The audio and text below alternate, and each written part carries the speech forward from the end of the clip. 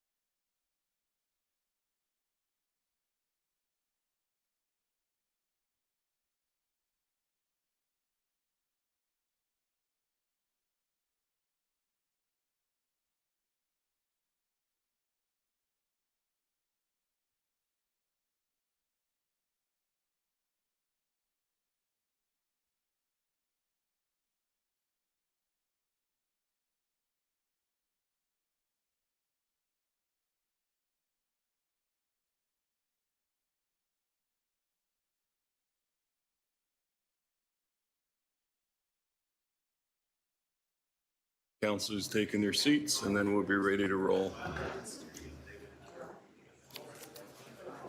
Thank you. Okay, good morning, Mayor, councillors, staff, and anyone that's tuning in. I'd like to call the meeting to order. Members of the public are advised that our meetings are webcast live by the City of Hamilton and temporarily archived on the city's websites. That any presentations and/or reports considered at this meeting are available on the city's website, and that members of the public can contact the clerk's office to acquire documents in an alternate format. As well, a reminder that all electronic devices are to be switched to a non-audible function during committee meetings. Members are reminded of the 5-minute time limit, which will be adhered to during this meeting. Members can submit another request to speak if they require more time to ask questions or make comments. Please note that quorum is now present. Madam Clerk, are there any changes to the agenda, please? Yes, Mr. Chair, there are added minutes, item 3.2 from the February 27th, 2023 GIC budget meeting. There are 2 added communication items, both with the recommendation to be received. One is item 4.4, correspondence from Lou Piriano, President, Realtors Association of Hamilton Burlington, respecting the proposed hike to the tax levy. Item 4.5, correspondence from the Grand River Conservation Authority, respecting the 2023 Grand River Conservation Authority municipal levy and budget. Items of general information and other business. There is an added revised amendment to the outstanding business list, item 10.1A, which is an item requiring a new due date, which is the requirements for the implementation of a 311 customer service call platform, which was added November 25th at GIC of 2022, and the requested new due date is Q2 2023 at a regular GIC. And there's also an added private and confidential item 11.1, motion regarding grounds for an appeal to the Ontario Civil Police Commission, LS 23018, citywide. Thank you, Madam Clerk. May I have a mover and a seconder to approve the agenda? Moved by Councillor Cassar, seconded by Councillor Spadafora. Any questions about the agenda as amended? Seeing none. Oh, sorry, Councillor Maureen Wilson, please. Thank you, Chair. Through you to the appropriate staff person, just looking for the rationale for moving back the 311 report, please, and thank you.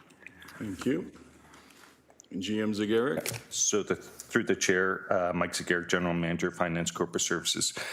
Corporate Services staff are engaging with staff across the organization to come back with a more comprehensive report with respect to the customer service strategy, recognizing customer services within corporate services has a specific role, but it is disseminated, and other departments support customer service in 311. So wanting to provide that broader context in terms of the customer service strategy as it relates to 311 and just the mechanics of how 311 would operate, given that it would involve the program areas would have a role. So again, the intent and the hope is to provide the information with respect to 24/7 within the broader customer service conversation.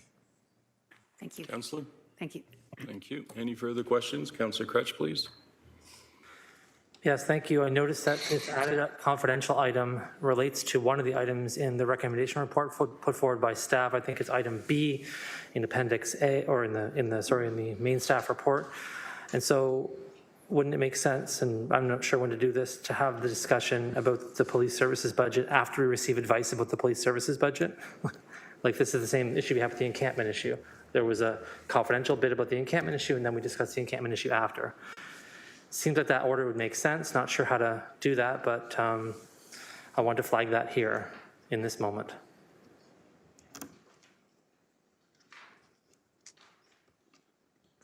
Any further comments? If someone wants to make direction, we can deal with it. Just want to know how to do that. Like, if I'm asking for advice about how to do that exactly. So You can through the amend the chair, we agenda. can procedurally move consideration of the private and confidential item up the agenda if you want to go into close right away, or if you want to hear GM Zagarek's presentation first, we could then at that point defer consideration of item 6.1 to after closed session. There's a couple ways we could do about it. If you want to go into closed session right away, we can do that immediately following declarations of interest, or approval of the minutes, probably. Or you can do it at a later date during the meeting as well. So can I suggest that we hear from Mr. Zagaric first and then amend the agenda to allow us to go in a closed session after Mr. Zagaric's to get the report regarding the police, and then we can come back and continue with the agenda. Does that make sense? Works for me. I'm happy to move that, yep. Please, would you mind? Okay. A seconder to that motion, Councillor Maureen Wilson. Any further thoughts or comments on that motion? Then we'll have that vote as soon as we can populate eScribe.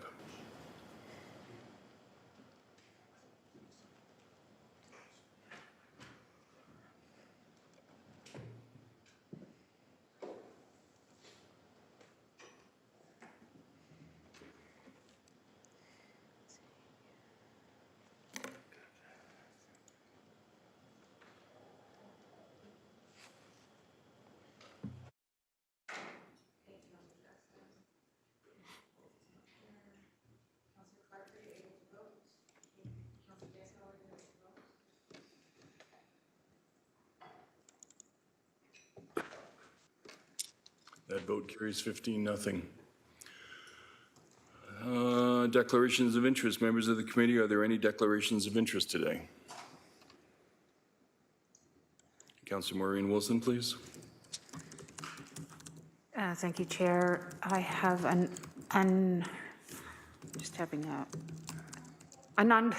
thank you, Councilman, a non-disqualified interest with respect to one of the budget items, specifically the YWCA, as my husband works for the entity which is a lender to that project. Thank you. Thank you. Any further conflicts of interest? Seeing none, we'll move on. Approval of minutes of the previous meetings. 3.1 is February 21st, 2023. 3.2 is February 27th, 2023. May I have a mover and a seconder to put the minutes on the floor? Moved by Councillor Spatafora, seconded by Mayor Horvath. Any comments or questions with regards to the minutes? Seeing none, I'll call the vote, please.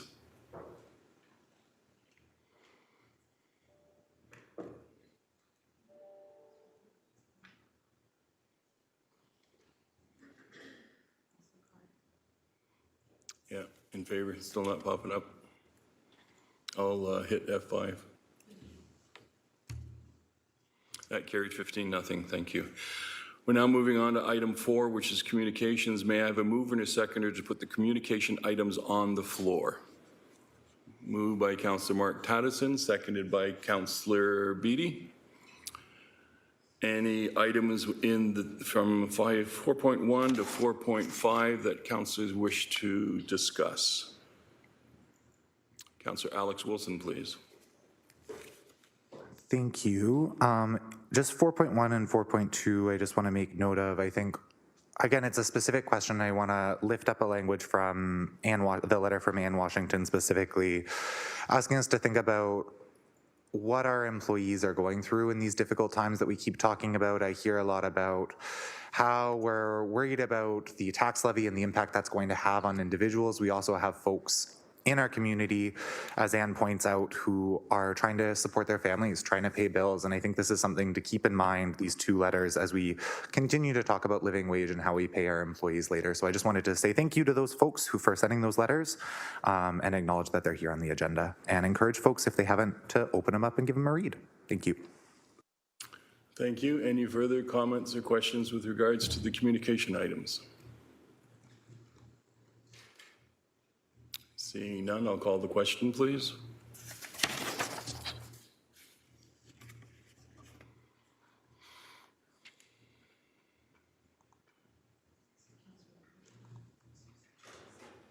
Councillor McMeekin, are you with us? Yes, hold on a sec. Thank Yes. you. Sorry.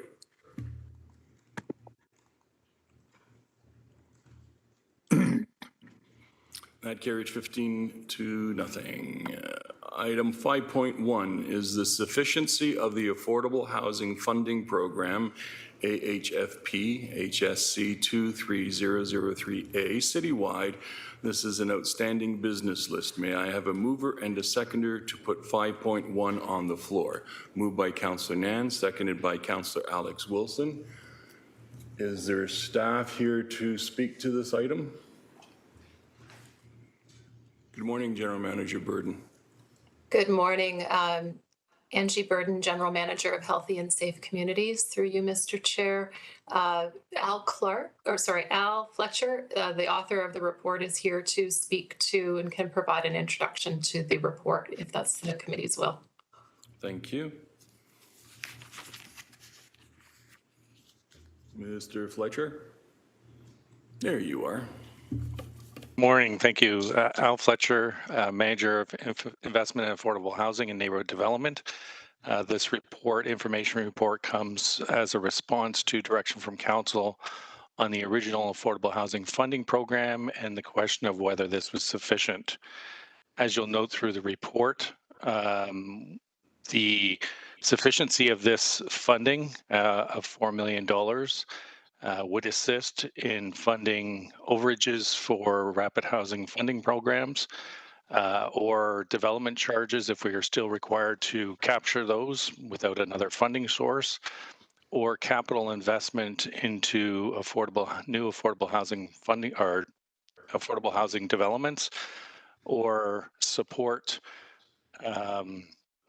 pre-development costs as they relate to bringing new projects on and assisting not-for-profits in that outlay of funding with consultants and reports and so on.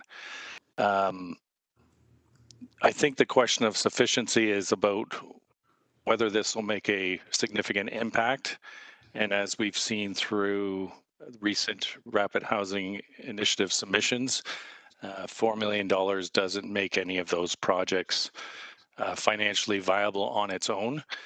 There needs to be other funding sources as well. So I'll leave it there for now. And if Council has questions about what's in the report, I'm happy to speak to it. Thank you. Thank you, GM Burden. Do you have anything to add?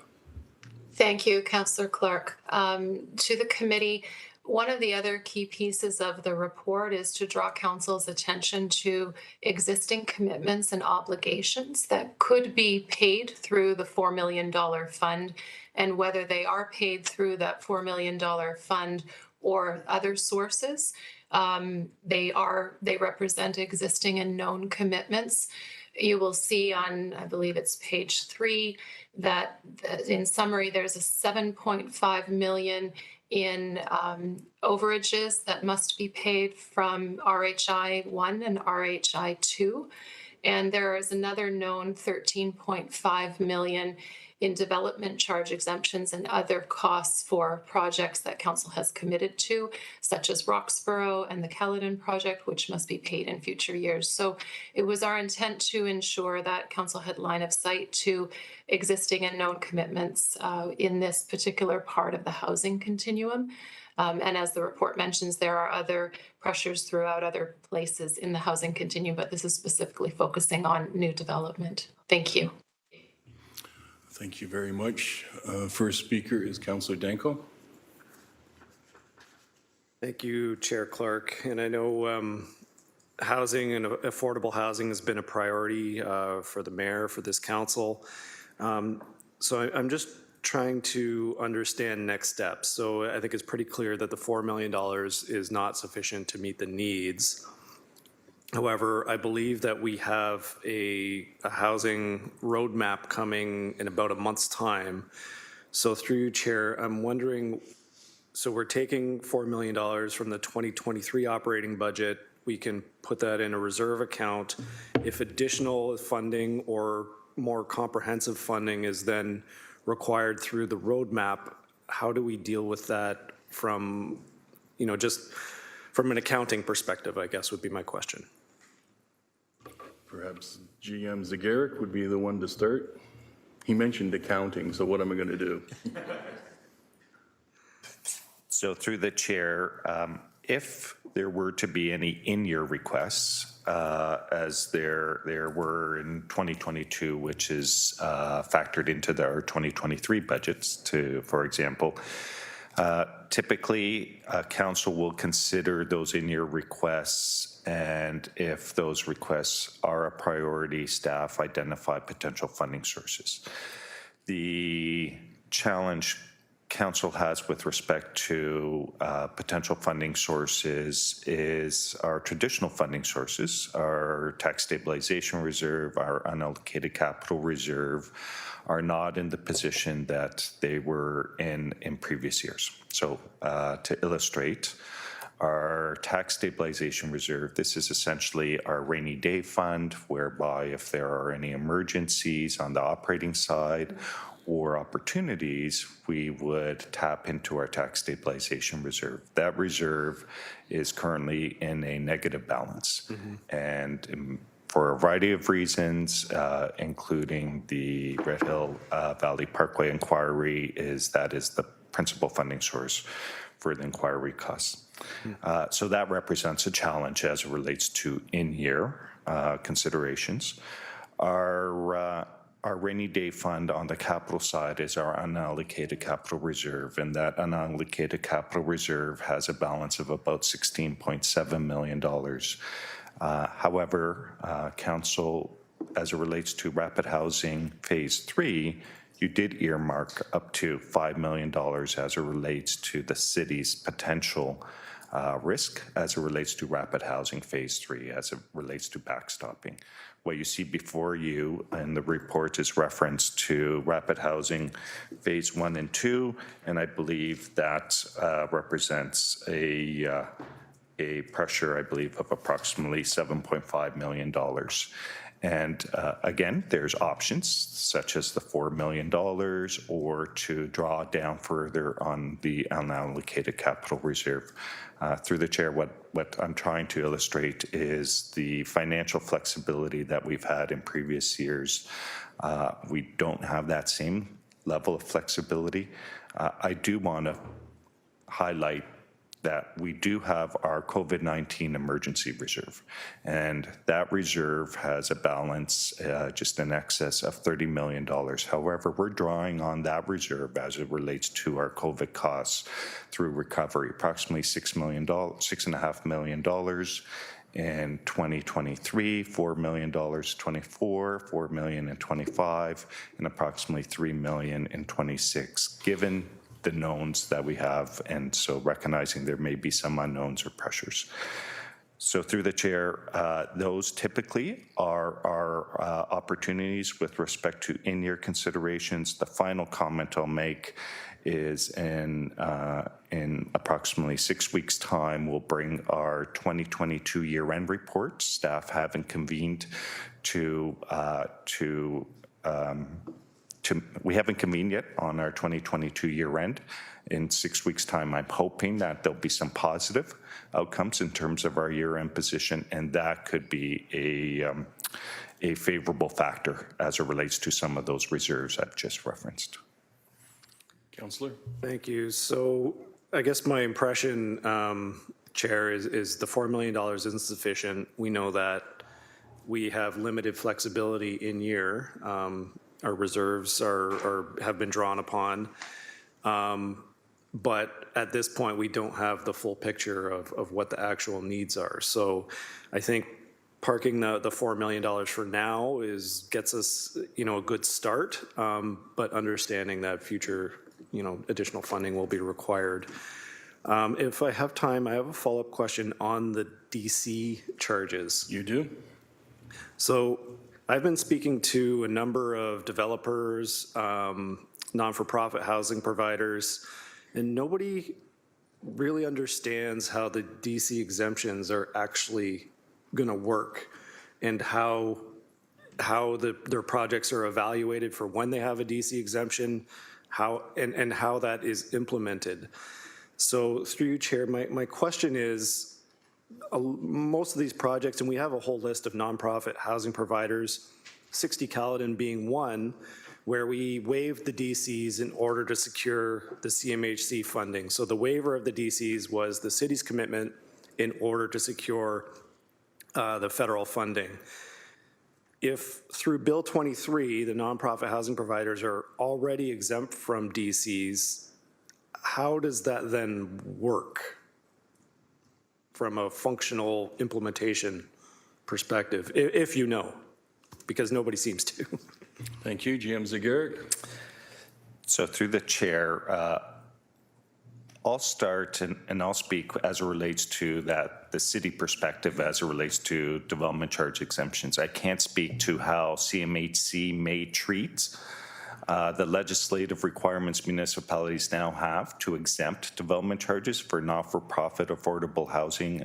Again, I don't know how they will treat those contributions that local taxpayers will have to make, taxpayers and ratepayers.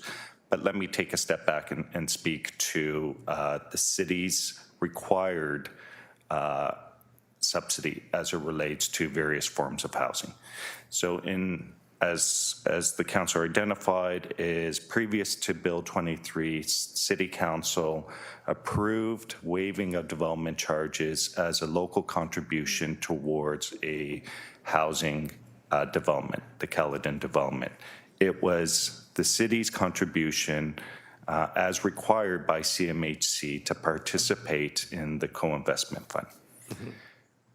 Post that decision of council, the provincial government changed the legislation under Bill 23, More Homes Built Faster, to effectively subsidize the cost of various forms of housing, and that subsidy will be borne by municipalities and more specifically by local taxpayers and ratepayers. That subsidy will now extend to all not-for-profit housing developments. All not-for-profit housing developments will now be exempt for development charges.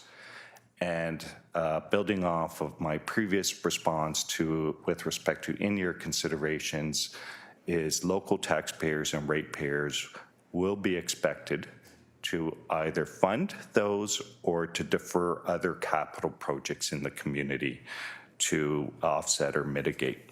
So that is a form of local contribution. And so in terms of how that is reflected, it's reflected in our capital budgets. We build in $9 million in our tax capital budget and our water wastewater capital budget, $18 million for all exemptions.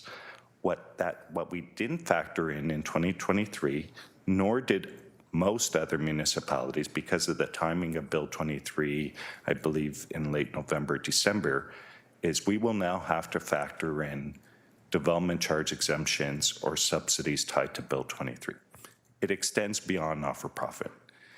The Bill 23 also obligates municipalities to subsidize development charges, exempt development charges, or reduce development charges for affordable and attainable housing.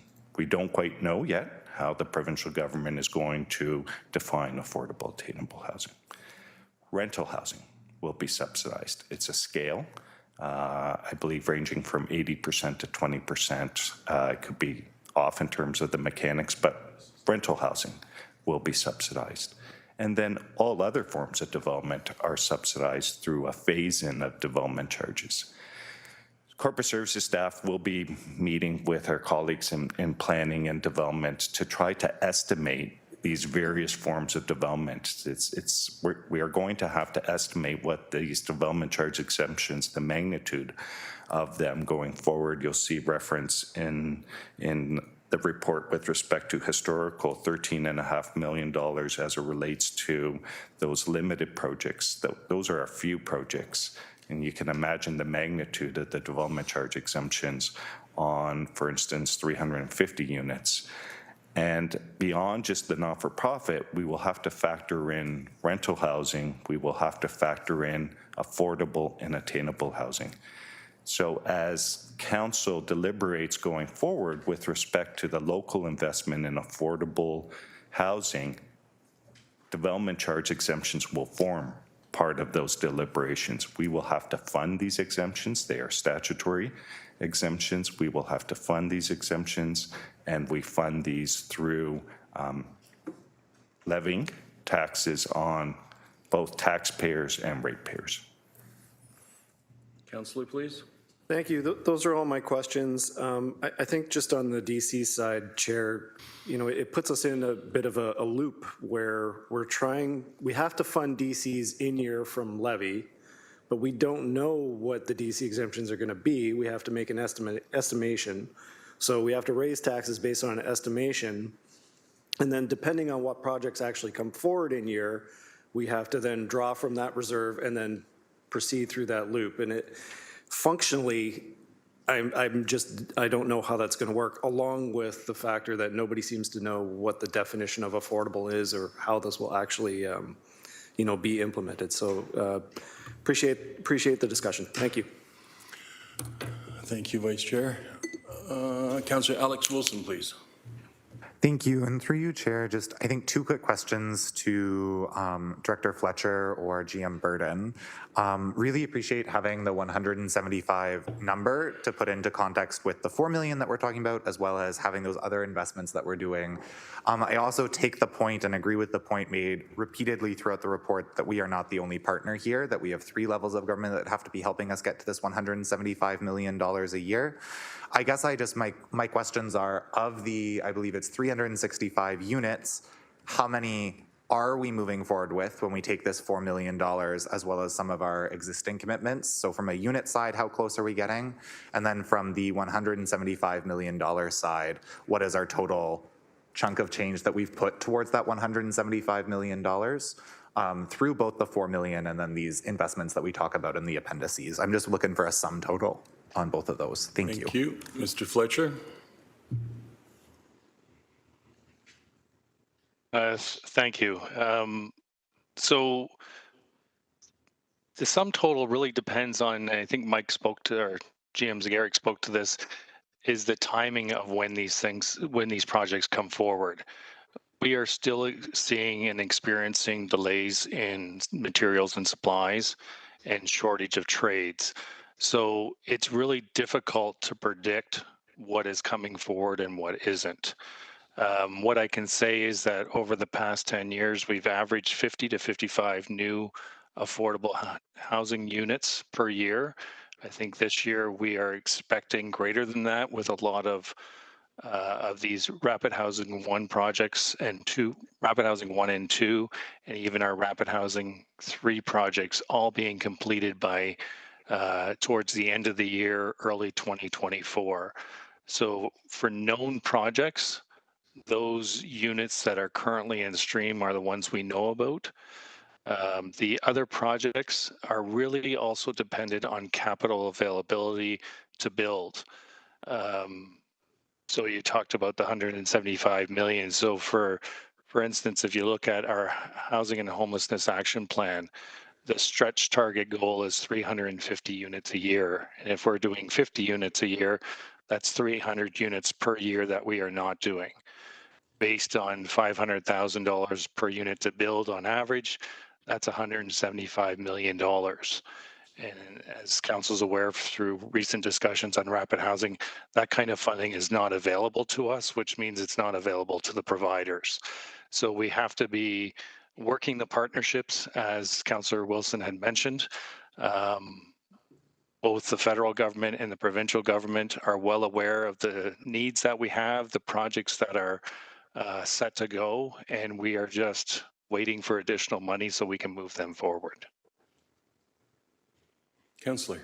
Thank you. I really do appreciate the report. I believe it was either the mover or the seconder originally when we got this report back regarding this efficiency. And the reason for this is exactly that, is if we are hitting 16% of our stretch target, or we're hitting about, a sixth of our stretch target, and we are substantially contributing towards that financial goal, I think this is just, as a new council, information that we need to be able to pass on to the public when getting asked questions about affordable housing, that we need to be able to have conversations with higher level partners and other government levels about this, because I don't think that there's no money in affordable housing in this budget. In fact, we're seeing that there's lots of investments happening, but we're also seeing how far those investments go. And so just deeply appreciative of this report to put what's happening in the context of need, so we can better inform those other conversations. Thank you.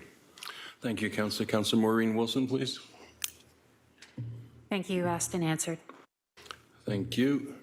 Mayor Horvath, please. Thanks, Chair Clark. I guess the question that remains in my mind is how do we calculate the amount of money or the sum that we are going to go after the province for to make us whole as a result of the changes that they've made. We talk about how this is harming us financially, reducing our ability to do the things we need to do, changing the whole playground, if you will, or the whole scenario when it comes to how we deal with housing writ large, as well as particularly our concern this morning, which is affordable housing, social housing.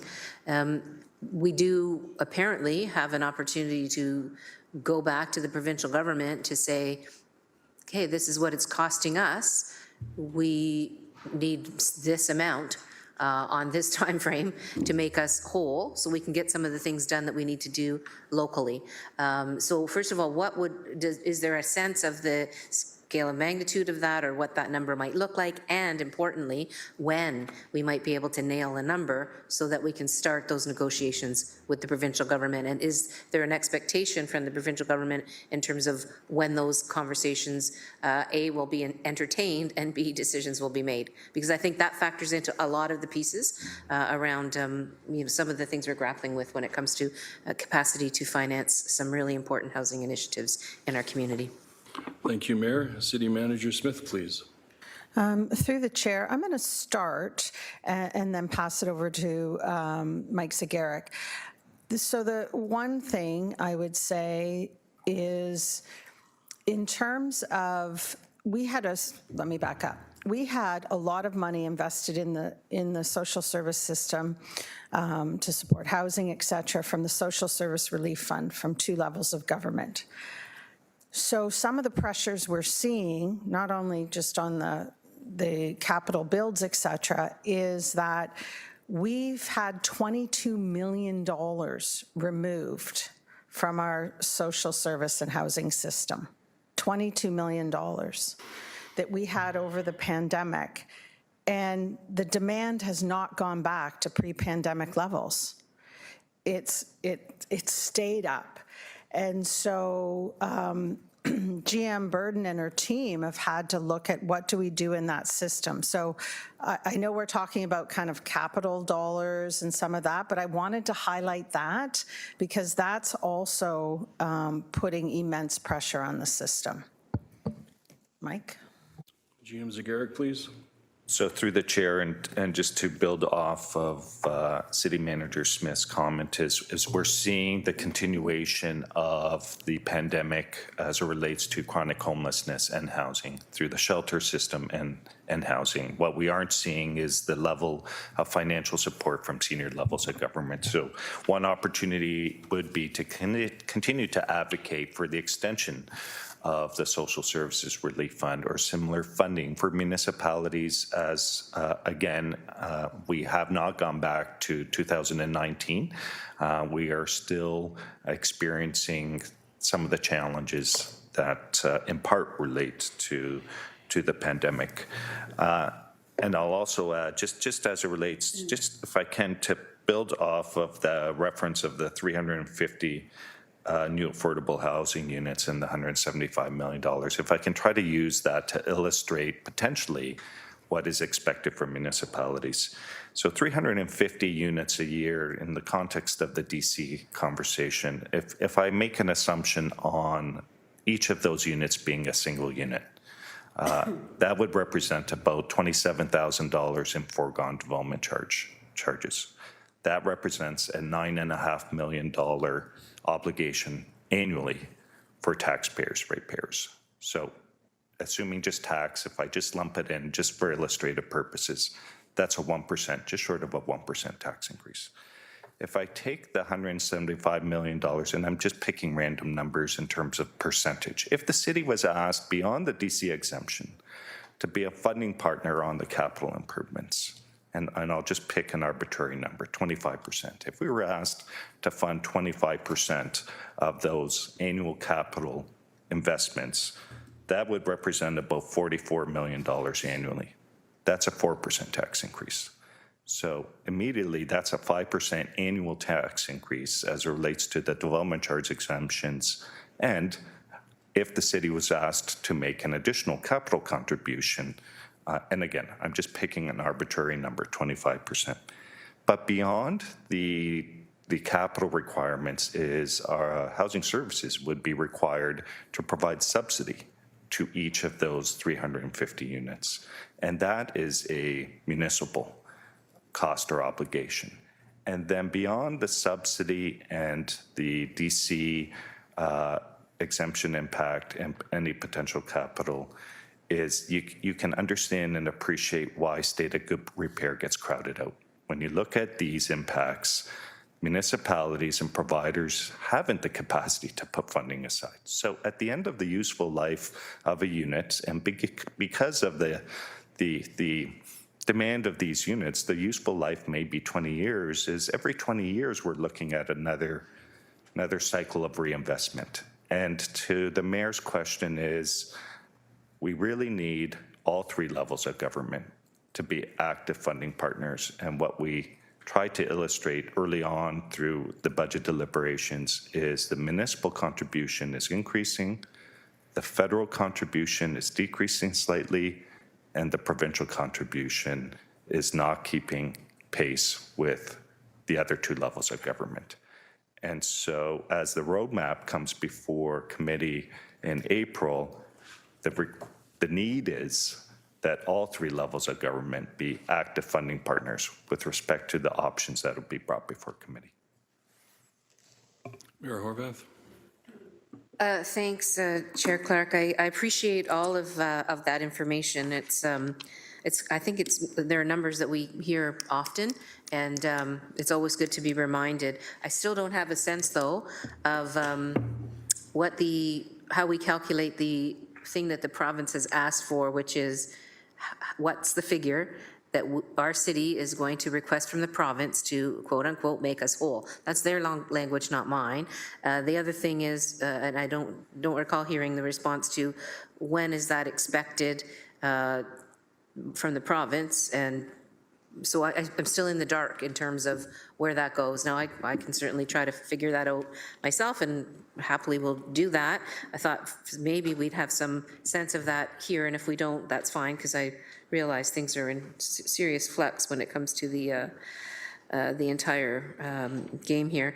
But the other thing that I think is important to know is that my office, on behalf of this council, is following up on some of those other issues that the city manager articulated. So in the process of trying to get some action on some of those other pieces. So I'll keep the council in touch with that. It's simply restating what the council's position's already been in terms of those dollars. So it's not a new position, not new advocacy, just kind of going back at it.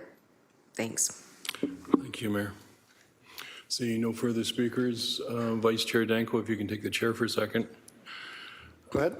Vice Chair, I heard Mr. Zegeric indicate subsidies for 350 units, but I didn't hear the value. Do we have a total value of those subsidies annually?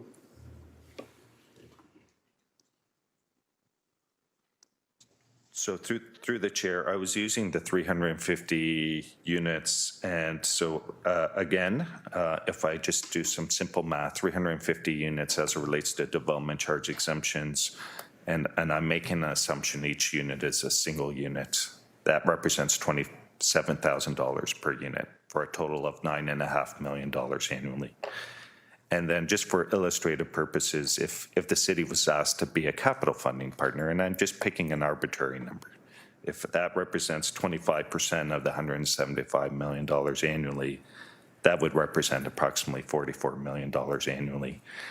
And that translates into about a 4.5% municipal tax increase. And again, this would be both tax and rate, but just for illustrative purposes, I'm just making some assumptions in terms of applying it to the tax increase. With respect to the subsidy, I don't know how to estimate what the subsidy would be per unit annually. I would have to rely on our colleagues in housing services as to what that would represent. Thank you, Vice Chair. So can I ask questions to either GM Burden or Mr. Fletcher? Do they have an estimation of the subsidies that are required to keep these affordable housing units, geared to income housing units in place, so 350 units?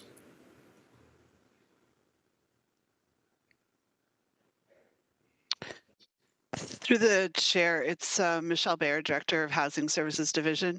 I'm going to try to answer this question for you. It is an annual amount, and it is based on the person's income. Roughly, it's $500 per unit. So if we were looking at 350 units a year, we would be speaking in the $2 to $3 million range annually. It really depends on the depth of the funding that's required to subsidize the individual's income.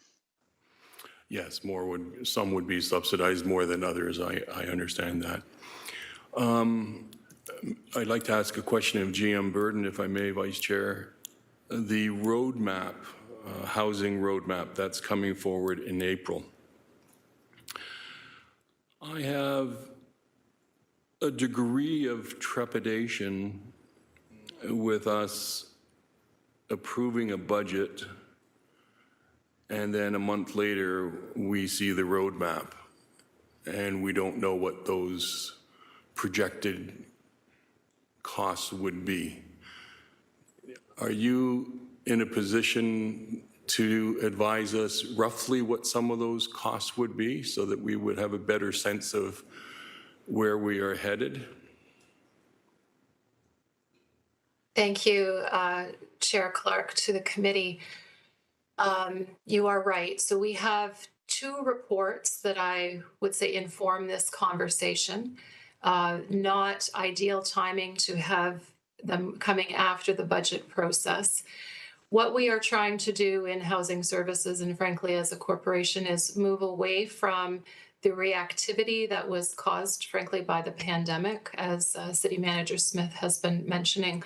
So, and I think following up on some of the conversations that have been held at Council, we understand that there is an appetite to look at the housing continuum as a whole, and also to answer the question, what would it take to end chronic homelessness?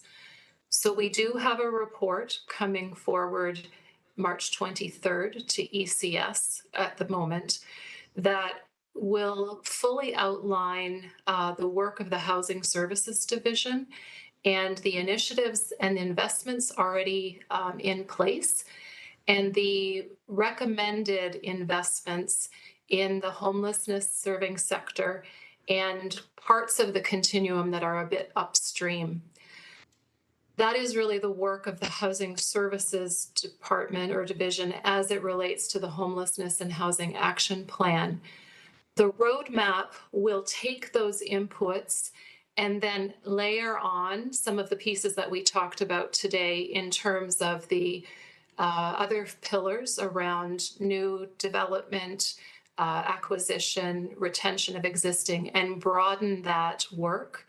And so those two pieces together form the roadmap, and we'll have recommendations around how council can invest and prioritize. In addition to that, we have a report coming forward in March, really focused on some emergency needs for the homelessness sector. And City Manager Smith had talked about this is the first year that we are without the $22.5 million from the province and federal level for coming out of the pandemic.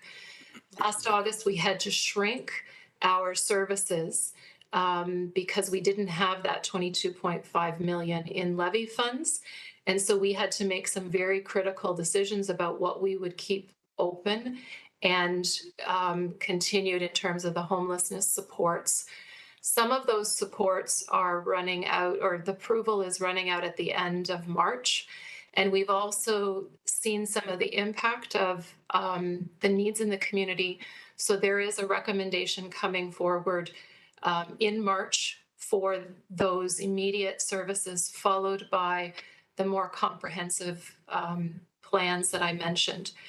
What I would say is that some of them are critical and essential, and we would say we would recommend council approve the funding or the system is on the verge of collapse. Others could be more discretionary, but still we would argue are required if we really want to make an impact in the ending homelessness piece. I can provide some of the costs if that's something, Chair Clark, that you'd like me to specify in terms of the amounts that we're looking at. Vice Chair, I think I heard GM Burden say if we fund or the system is on the verge of collapse. Did I hear that right? GM Burden? Through you, Mr. Chair, that is correct. We are experiencing crisis levels in our homelessness sector.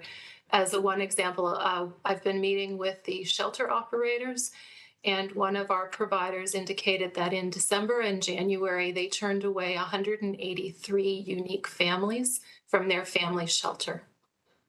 And to give you an example of what's happening then is the focus, our shelters are housing focused. They're not just providing meals and a bed, but they're really looking at transitions to housing. When we have that kind of need and new intake and new families, the entire efforts of our shelter provider staff are focused on those new families and trying to figure out how to find them help rather than attending to those housing-focused conversations and work with the existing families in their shelter. I can give more examples, but it does speak to the unprecedented huge need and the lack of resources. One staff member has commented that this is actually worse for us as a system than during the pandemic, because during the pandemic, there were additional resources and an understanding of the crisis, and now it feels very much hidden for those who are not working within the sector. And Vice Chair, to GM Burden, do you feel comfortable providing us a number in advance of your roadmap report? Or I don't want to put you in that position, but I'm struggling. We're looking at an approval of a budget, but I don't know what's coming. And I heard the statement that the system is on the verge of collapse. So I think it begs us to be as informed as we can while we're dealing with this budget, rather than in a scant few months, we're going to be looking at additional costs that we now don't have the ability to tax for. Thank you, through you, Vice Chair, to the councillor.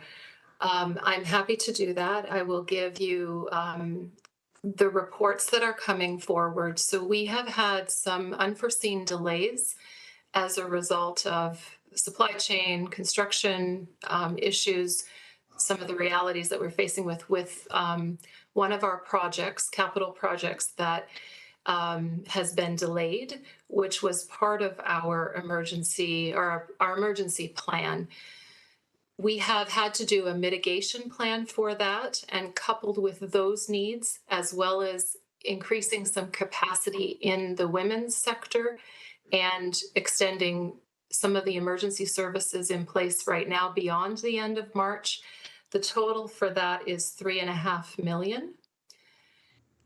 This is a one-time interim investment until we get additional shelter capacity online. Also coming forward to council in April will be recommendations from some work that the team has done with our providers in the community and the Social Planning Research Council for what is the right size of our shelters. Again, that will be investments in the women's system as well as the family shelter. And that is projected annually at about $6 million for ongoing operating. That wouldn't hit the levy in this year, but is an example of a decision that council will need to make in terms of expansion of the shelter system to more approximately meet the needs in the community. In addition to that, we have some requests from our residential care facility operators that have not had a COLA increase, and there are great pressures in that system. We just found some conversations this week have brought that to ahead, I would say, and that is a $2 million ask. Those pieces, if we look at the RCF and the emergency shelter, is a $5.5 million ask that would be coming in March and April for this year. The shelter piece that I talked about is that $6 million, but again, it wouldn't hit. So we're looking at $5.5 million. The team has also done a fantastic job of looking at the continuum of emergency services and what it would take to support individuals further upstream to create flow in the system. There's a comprehensive chart that is coming forward with a report to detail those expenses, as well as show how much we are already investing. I've reviewed that chart, and I would recommend prioritizing investments up to about $9 million through portable housing benefits, some small investment in supportive housing, and some other smaller diversion programs and support programs that the team has recommended. So we could be looking at anywhere from $11 to $20 million in terms of meeting the needs of the community. I'm not suggesting that that is something that is feasible this year, but it does speak to the need in the community and some of the answers and solutions that could be put in place to address flow through the system and some of the chronic needs that are occurring that don't seem to be getting any better anytime soon. Thank you, Vice Chair. Thank you, GM Burden, and thank you, Vice Chair, for the opportunity to ask those questions. My nervousness and trepidation has increased. It has not decreased. And I am truly concerned that, at least from what I can understand so far, the province has been absent with funding supports. And in my discussions with some of my colleagues in other municipalities, I'm hearing that we're not alone. Let me put it that way. We are not alone, and we need to, I think, work together. And Mayor Horwath is probably in the best position to work with the large urban mayors to put the provinces and the federal feet to the fire. This is a serious matter that is now before us and will be for the next couple of years. So those are all my comments. I'll take the chair back. Vice Chair, as always, I thank you for your latitude. First-time speaker is Councillor Nan. Second-time speaker will be Mayor Horwath. Councillor? Yeah, thank you. Through you, Chair, and and with thanks to my colleagues for the questions and requesting this report in terms of the sufficiency of the $4 million. And I'm really hopeful.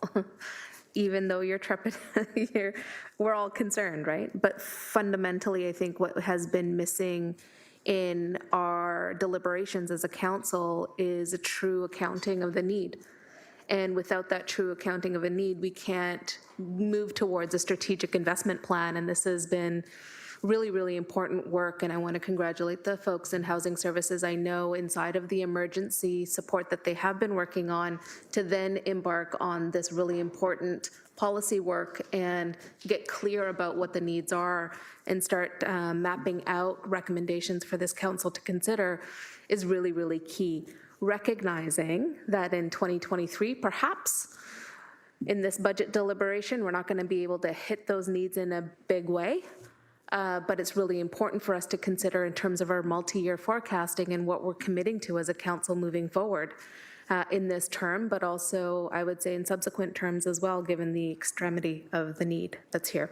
Those are my comments. No further questions. Thank you. Thank you, Councillor. That's very helpful. Mayor Horwath, please. Thanks, Chair Clark. Just going back at the $22 million in social services relief funding, is it fair to say that if we were able to get that funding, that would relieve a lot of the pressure that GM Burden was talking about in terms of the needs in the community, the broader needs in the community around everything that she talked about in terms of where service providers are at, and what our ability then to help alleviate some of that pressure. City Manager Smith. Through the chair, and I will ask both GM Burden and GM Zegeric to also add their perspective. It absolutely would. As Councillor Clark has mentioned, this is hitting all municipalities, and they're all struggling with it. And I think there would be general support to have a broader advocacy to the province as well.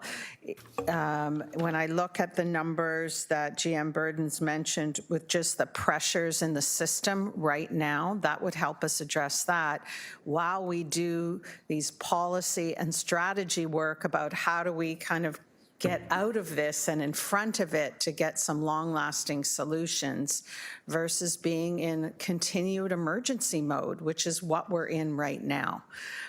So I'll pass it over to Angie Burden. GM Burden, please. Thank you. Through you, Chair Clark, to you, Madam Mayor. Really, this would be it would go such a long way. And I would just say, I want to do a shout out to the Housing Services team because they have been working night and day to be able to pull together what is needed for strategic conversations while they are still in effect doing emergency response. And even this conversation is welcome to be able to say, could there be relief from the province? The thing that would help in this case is during the pandemic, we were reactionary and we were doing things like housing people in hotels because there was no time to do anything else and the need were so great. If we had $22.5 million from the provincial level, we would be able to do strategic investments in the supports area. And there's the report coming forward. I'm very excited and proud to share because there's lots of innovation, lots of thought into what are the interventions that actually would make a difference and create flow through the system. The only caution I would have is that the 22.5 million really addresses Pillar 4 of the housing roadmap, which is housing with supports. There still remains huge need in the retention of existing units, acquisition, as well as new construction. So if we can kind of conceptualize the needs and the ask along those 4 pillars, those would be my comments, but absolutely we would welcome that. GM Zegeric. So through the chair, maybe I'll go a little north of the $22 million and I'll try to explain. And maybe tying it back to the mayor's question with respect to the ask and how do you defend the ask. What is in the 2023 budget is programming and associated costs that during the pandemic were principally funded by senior levels of government through the Social Services Relief Fund. Council approved in 2022 an extension of some of those programs, the Transformation and Adaptation Program, and that represents $6 million to March 31st. That's Council's approval. If I expand $6 million to the balance of the year, so $6 million is effectively 1/4 of the year, that represents $24 million. There's approximately an additional $8 million in other shelter housing costs that are in part tied to consequences or the environment as it relates to the recovery. So just rough math, that represents about $32 million in costs, and I'm extrapolating. We would have to meet with our housing colleagues with respect to some of these assumptions. But I don't see a challenge in defending a ask from senior levels of government for the same level of support provided over the last two and a half years. Mayor Horvath, back to you. Sure, I appreciate that, and I'll need something more kind of specific in terms of an actual written piece for my use in all of this. But I still want to put the marker out there that that I don't think this is. I just want to go back to some of my earlier comments, and these are the kinds of these are like operating kinds of dollars. These are dollars to provide some of those supports that are necessary for appropriate transitional housing to deal with some of the issues that we're facing in a system that GM Burden is identifying as being collapsing before our eyes, and that's really, really, really troubling. So obviously, there's a big impetus to get this on the radar and to push, and so I'm happy to do that work. Very happy to do that work with the appropriate supports from the staff in terms of numbers and all of that. But I still want to go back to what I think remains a question, which is the other piece around the impacts of Bill 23 and the idea of making municipalities whole and how we nail that number and what's the process. And so I don't want to lose that thread, because I think it's another avenue for us to get something, to get our hands around something, to get our arms around something that we can then advocate for on behalf of the council. And I don't know that I need an answer to that right now. If we don't have an answer, that's fine. But I'm anticipating that we can get one, and look forward to that. Thanks. Thank you very much, Mayor. City Manager Smith. Through the chair, that's the report that GM Zegeric mentioned, that they're working on trying to get estimates around the impacts of Bill 23 that we're targeting for April. Because the pressures are really twofold. We're still in pandemic emergency mode when it comes to our housing and social service system. So it's all those dollars we were talking about now in terms of that $22.5 million that's been removed.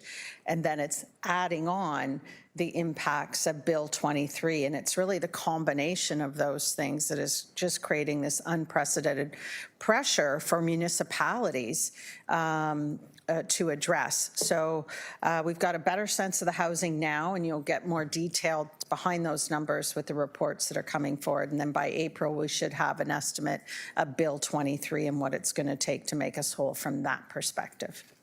Thank you. General Manager Zegeric, please.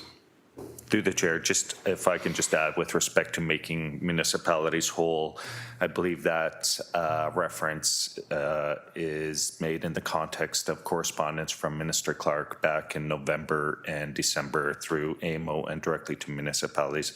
I'll just point out that correspondence makes reference to enabling infrastructure without a definition as to making municipalities whole as it relates to enabling infrastructure.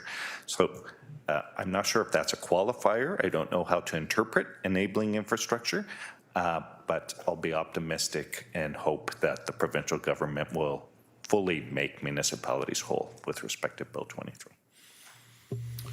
Thank you. Councillor Maureen Wilson, please.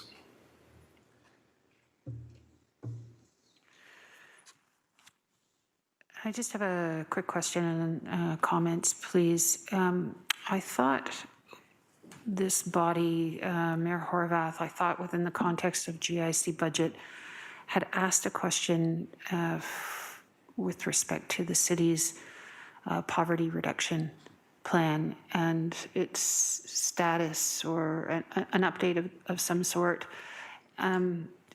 If I'm correct on that, I guess if I could, through you to Mayor Horwath, if I've interpreted or recalled that question properly, and if I have, then I do have a question for staff. Mayor Horwath, please. I don't recall, but I would be very, very interested to hear you ask the question to staff. Thank you. So my question to staff is, will, as part of the future reporting from GM Burden and her team, will we be provided with an update on the status of that? And would it be possible for us to be provided with an inventory of the various ways and means in which we have been seeking to address poverty, knowing that the absence of housing or insufficient housing is one of the key ways in which a person is living in an impoverished situation, whether they're paying too much for housing or they don't have enough for adequate housing. I'm trying to get a sense of my recollection on what that ask was and what that program, what the status of it is. Thank you. Thank you. GM Burden, please. Thank you, Mr. Chair, to the councillor. So if I recall, there was a request about the Poverty Reduction Fund and an understanding of how that has been spent. We did have a conversation with the team, and there is an annual report coming forward.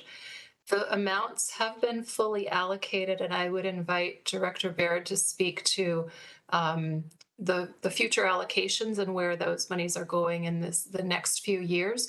That full report detailing how the money has been spent can also be made available as part of that annual update. Thank you. Director Baird, please. Thank you, through the chair. So the Poverty Reduction Fund report will come before Emergency and Community Services Committee in April. That's the annual reporting with respect to that fund. Right now, we have no new allocations. We have approximately $680,000 left to plan use for, but the remainder of that fund is spent or committed, I should say. Thank you. Councillor Wilson, please.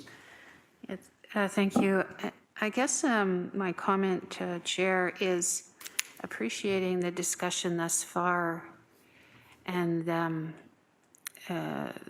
clear message is that there is a need in this community, that there is a vacancy in terms of the provincial government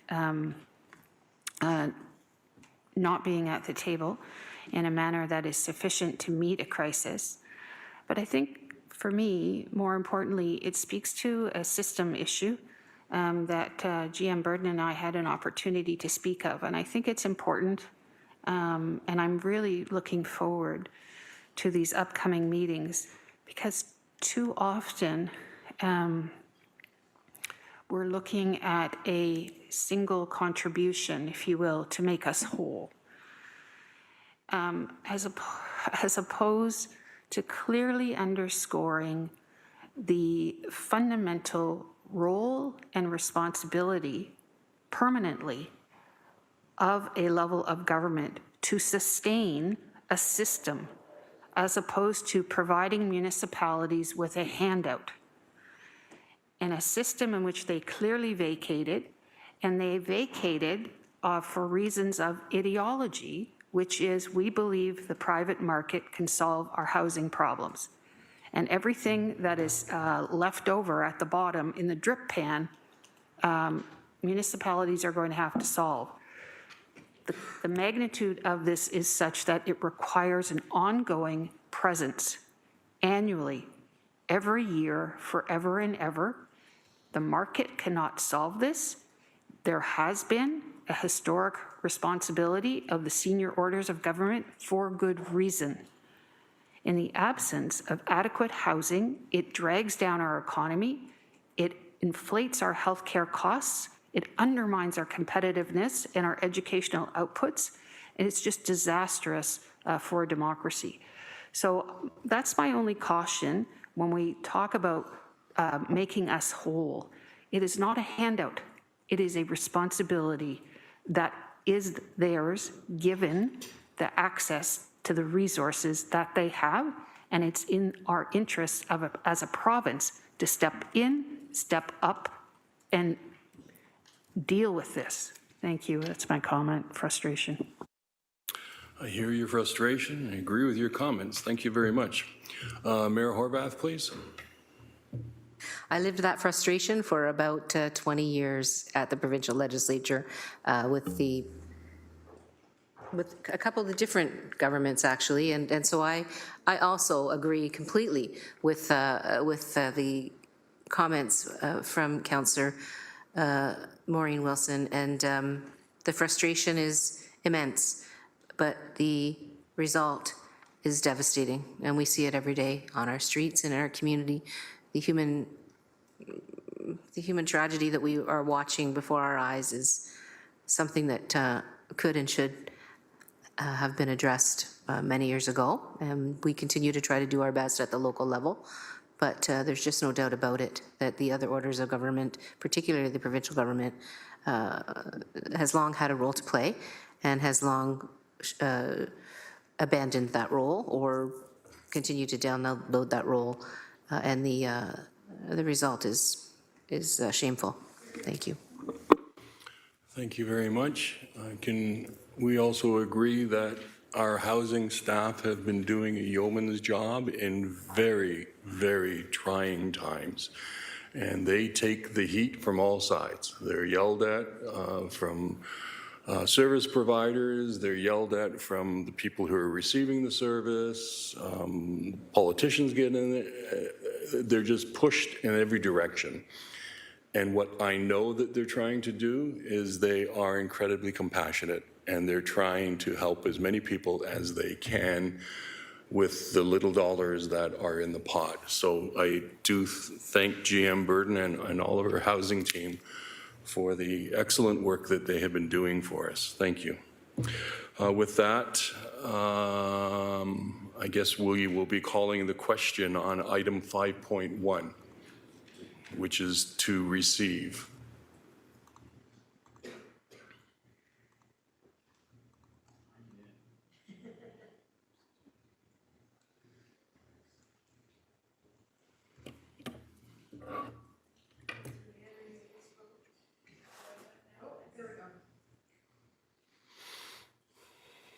That vote carried 15-0. Councillors, we're now moving on to item 5.2, which is the Service Delivery Review, FCS 23038. May I have a mover and a seconder to put 5.2 on the floor? Moved by Councillor Maureen Wilson, seconded by Craig Cassar. Councillor Cassar.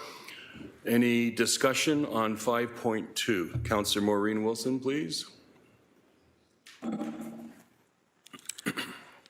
Thank you, Chair. If I could, as a preliminary question, this is not a slight, but the methodology and the tables are dated. And if I could ask as to start an overview on the genesis of the tables, the methodology used, and according to Mr. Zagarek, if there are any things in there that no longer should be in there. I mean, I identified a number of them, or if he just wanted to provide an overall summary for me, and then I have some questions. Thank you. Thank you. GM Zagarek, please. Through the chair, what is before committee today is in part our effort or response to the question with respect to municipal services and municipal services that may exceed provincially legislated requirements and or exceeding other requirements. And I'll say I'm not aware of any services where we've exceeded the level of service that council has approved. So it's principally an effort to identify where services may exceed legislative requirement. The last time, the reason this report is before you is the last time the municipality undertook a comprehensive service delivery review was back in 2013. And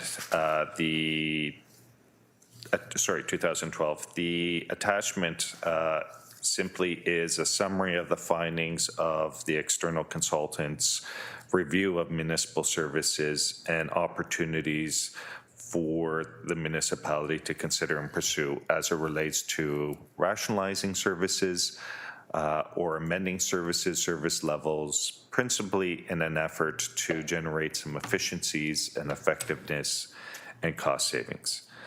As it relates to the series of opportunities, and there are approximately 30 opportunities, the city did pursue some of these opportunities. We did pursue with respect to call consolidation. We did pursue with respect to IT governance. We did pursue with respect to looking at asset management. And again, that as a theme is before committee through the 2023 budget process.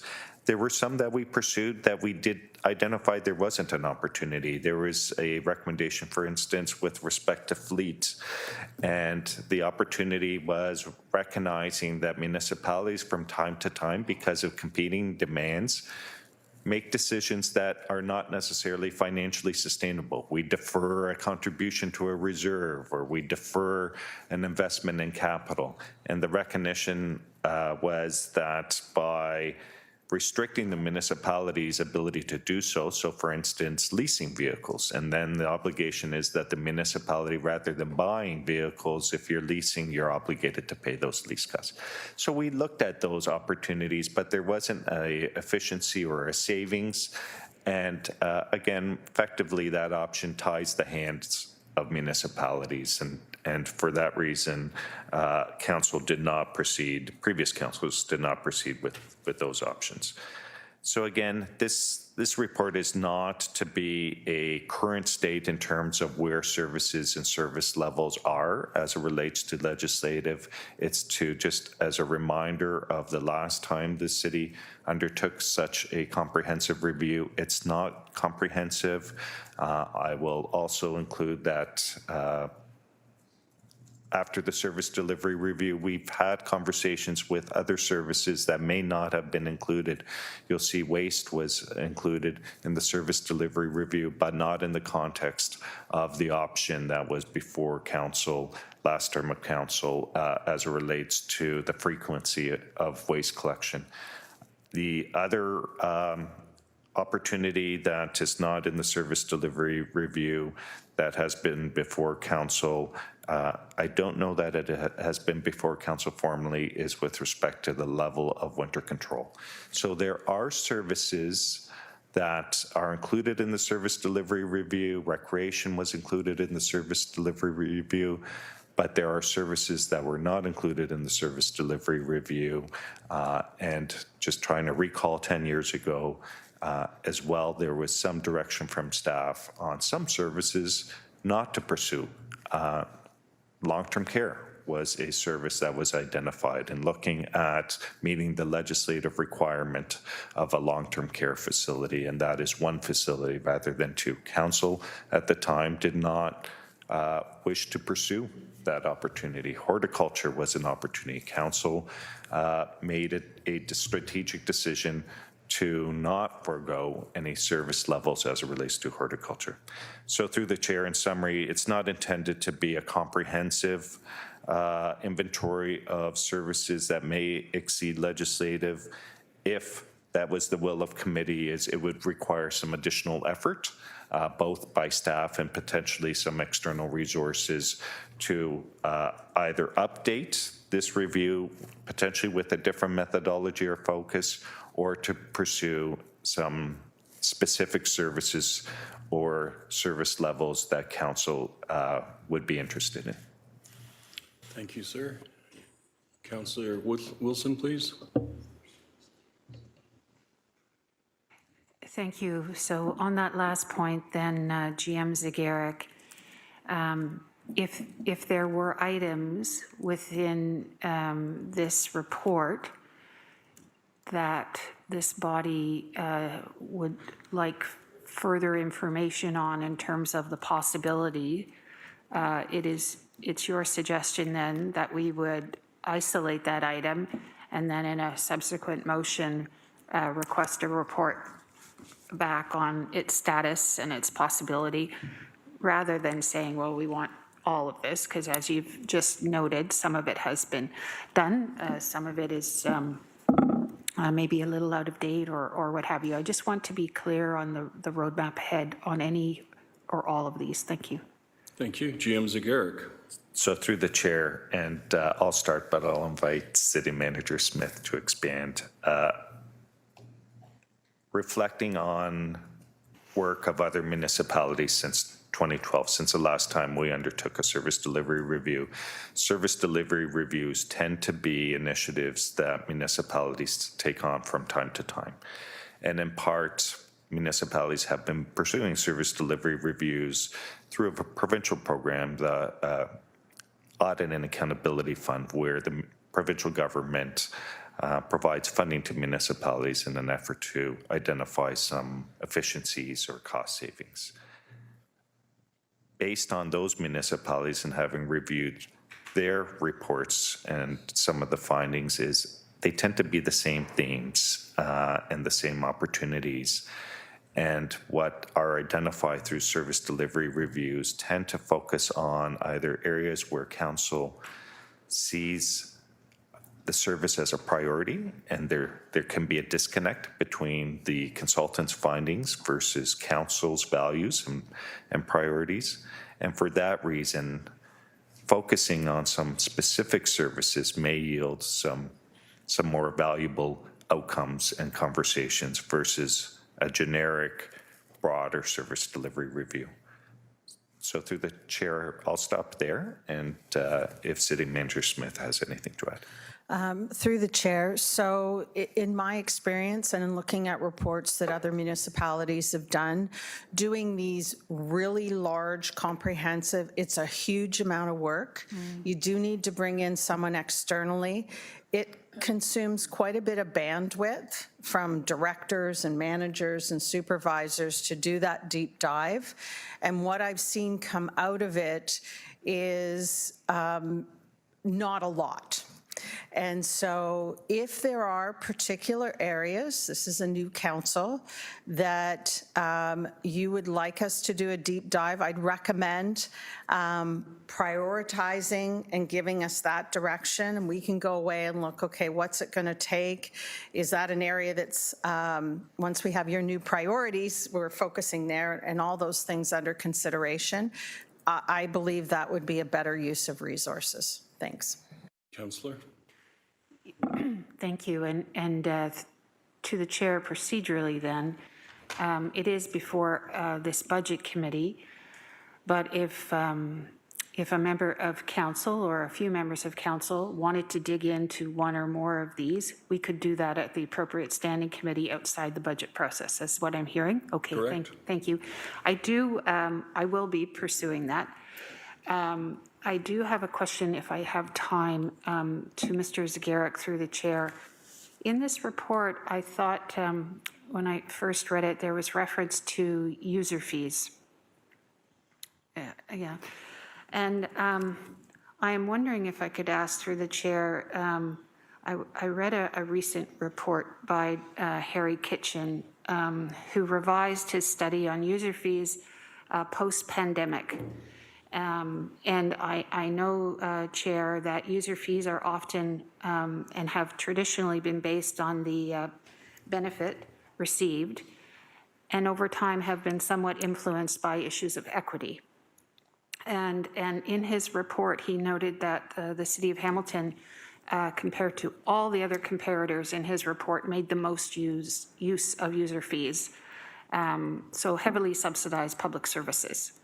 And there was a hint in the report that in so doing, we might even be undermining the value or the ability to provide up-to-date, good public services to the very people we're purporting to serve. So my question to you is, when was the last time all of our user fees were assessed? And could there be an opportunity for this council to reassess those based on the principles which are to guide user fees for the purpose of ensuring that our quality of service is kept up to date? Through the chair. Thank you. So through the chair, I'll start with just a reminder that the user fee report comes before council each and every year. So each and every year, staff review the user fee report, but typically with the direction either to adjust for inflation or to adjust for inflation qualified with what the market conditions may be or other reasons for not recommending an inflationary increase. With respect to examining all the user fees, I would suggest an approach similar to the previous conversation of a targeted. We have hundreds of user fees, and it may be more effective to identify those user fees with some principles. And those principles may be around equity, fairness, around a fair distribution of the resource, and at times, if not familiar with Mr. Kitchen's latest report, but if user fees are so heavily subsidized, it could result in oversubscription of a program and the undervalue of a program. It doesn't reflect willingness to pay that someone, and recognizing that there are other mechanisms to affect affordability. Yeah. If through our subsidy programs, if it's targeted versus a generic subsidy to all users.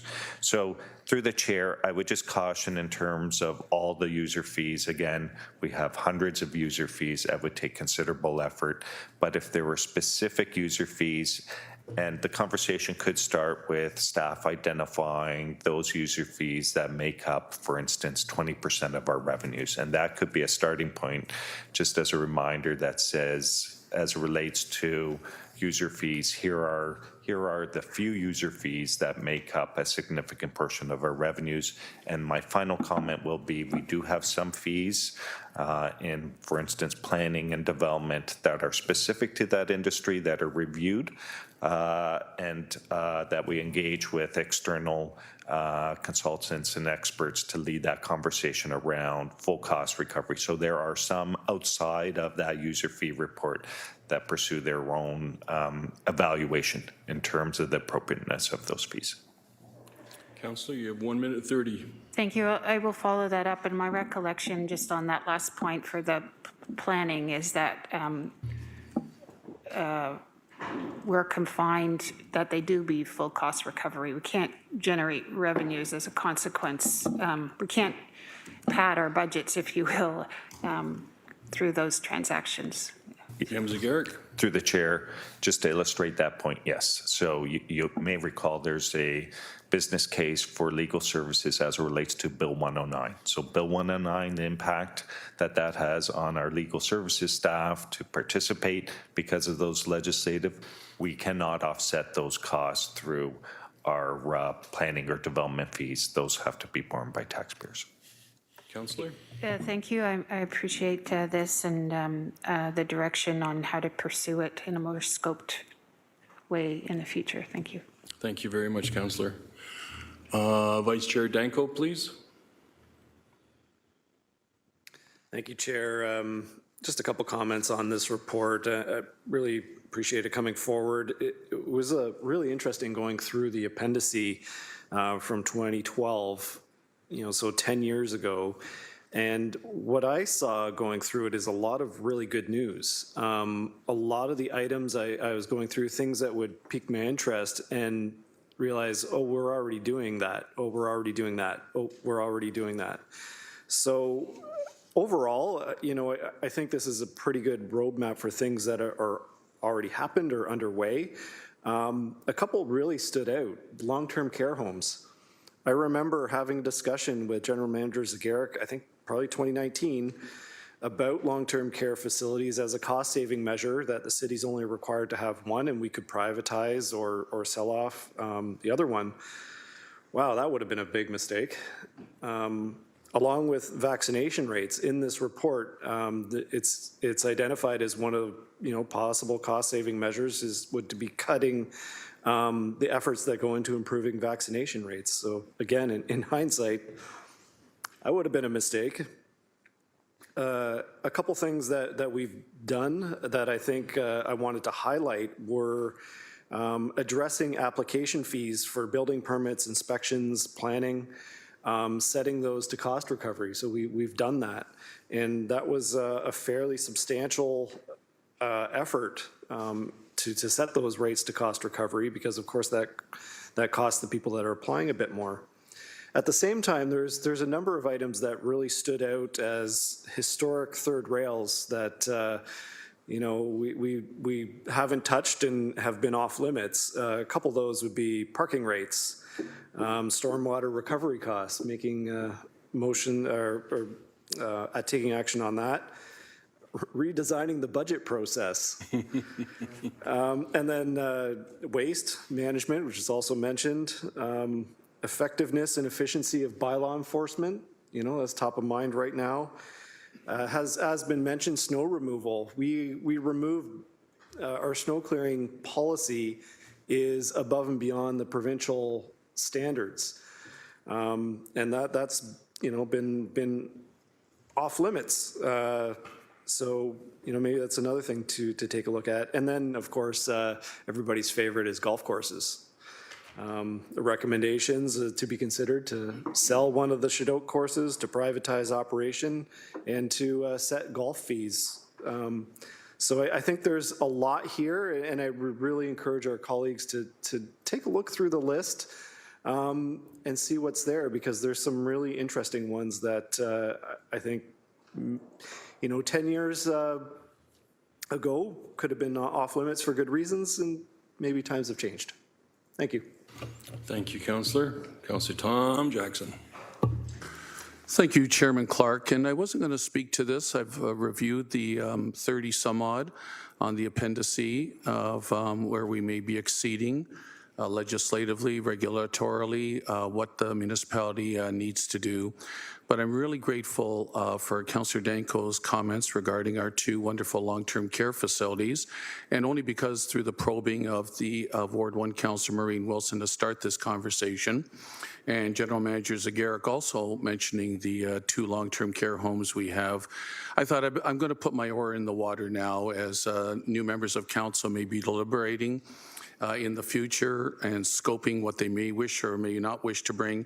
And I don't like the idea of it coming just to a particular standing committee, just my own personal feeling, Chair Clark. I'd rather it would come to entire GIC regarding if there's going to be targeted potential reviews. I think all of council should be participating in that debate, but that's just only my comment versus if it's going to one standing committee that may only have half of council on it. Anyways, more importantly at this time, I'm going to say bring some historical context quickly to this. And since now it's been publicly aired, about 20 years ago, in the first term of the new amalgamated council, there was a move on to privatize one of our two long-term care homes, and Wentworth Lodge was the one that was targeted. And fortunately, the majority of council at that time, by, if I recall, 11-5 vote, of course, which I was part of the 11, said absolutely not. But I can tell you, the stress and anxiety it caused, even with the suggestion, the intimation, the potential exploration was horrendous for the 160 some odd residents that called that our wonderful Wentworth Lodge home, for the families, the staff. It was just horrendous. Fortunately, the majority of council said no. And fast forward, who could have ever predicted the awful pandemic we've been through? And thank you, Councillor Danko, for mentioning upon your first term, even, you know, meeting with staff, picking up on your comments about just even in a conversation discussing various aspects of what the municipality does. And who would have ever thought with the pandemic that came upon us, we weren't perfect, but boy, I'll put our two Macassa Wentworth Lodge ahead of any others, both in the private sector and the not-for-profit sector. And most of the horrendous, scandalous situations occurred in much of the private sector. So I wasn't going to speak, Chair Clark, and thank you for allowing me some leeway, but I guess I'm just providing some caution regarding this new council and where the discussion may occur down the road. I'll tell you right now, obviously my oar in the water saying that's a protective area for me for our two homes going forward. Thanks, Chair Clark. Thank you, Councillor. I would suggest that if the service review on a whole was to be looked at again, then that would appropriately go to GIC. But any of the specific items can still go to the appropriate standing committee, and we can invite other councillors to those meetings. I know, Councillor Jackson, you've attended many of them over the years. I see no further speakers, so I'd like to call the question on 5.2. And then, councillors, I'm going to suggest a 15-minute break. And we'll come back at 11:20.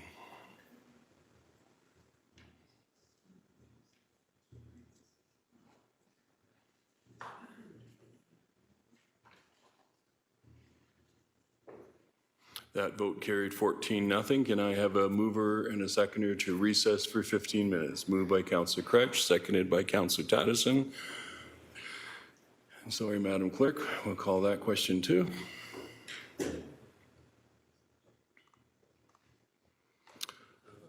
So when we come back, we'll be jumping right into 6.1, which is the tax-supported operating budget. Thank you.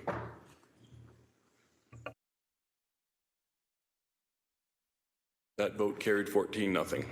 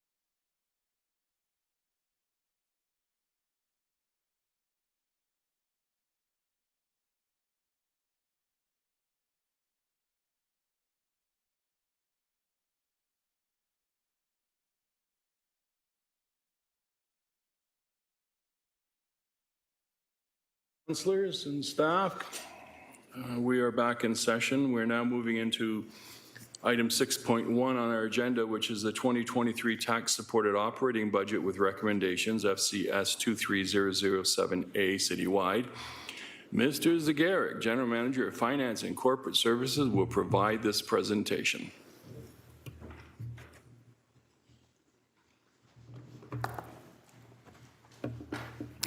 Through the chair, similar to the last time I was before committee, February 21st, I have a short presentation that will provide a summary in terms of our current budget position, reflective of the decisions made at the February 21st committee meeting.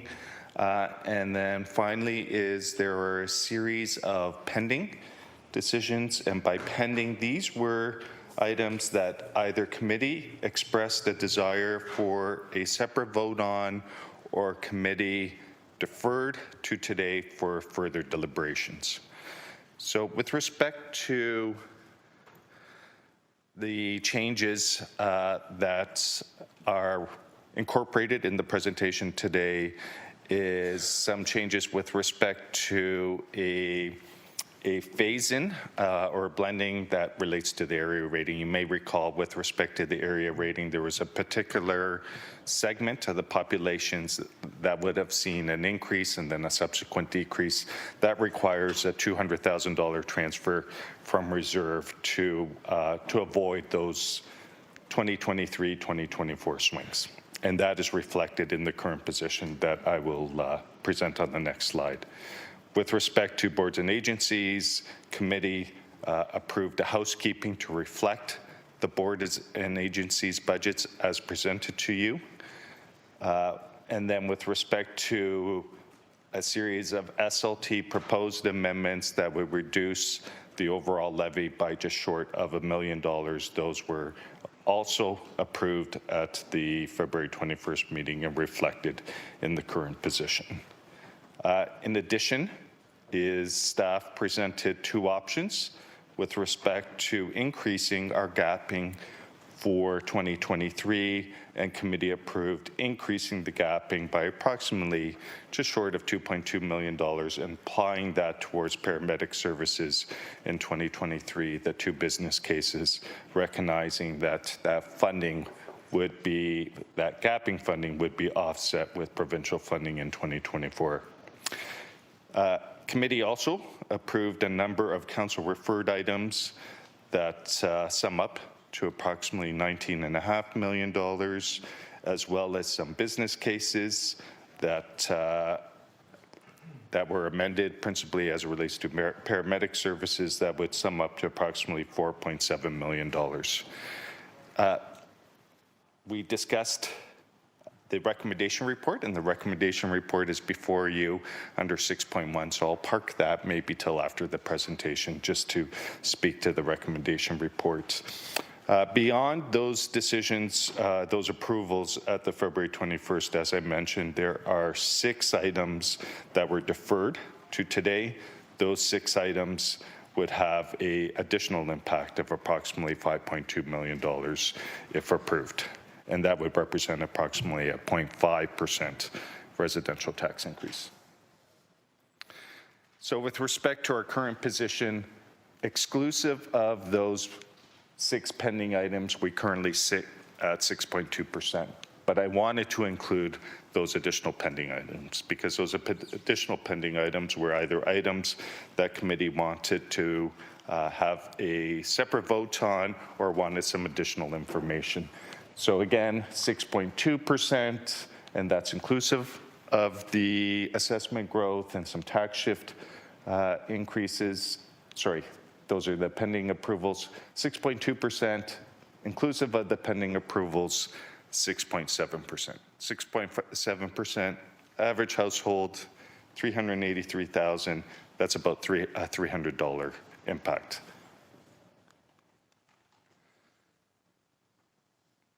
Just in terms of our comparators, again, what we've reflected is the 6.7%, recognizing the pending items would amount to approximately $5 million or 0.5%. Again, that is subject to committee's decision with respect to those 6 items. You'll see the comparators, again, a number of municipalities that are in that 2.5% to 5.3%. And in the case of City of Ottawa, they've just started their deliberations.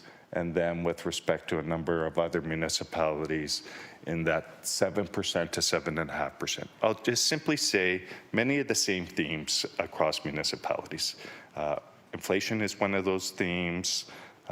COVID or recovery is one of those themes. Housing and homelessness is a theme as well. So we're seeing across municipalities some of the same factors that are affecting municipal budgets. I'll also highlight that in our 6.7%, and we haven't done a deep dive or evaluation of various municipalities, but some municipalities are reducing service levels for a variety of reasons.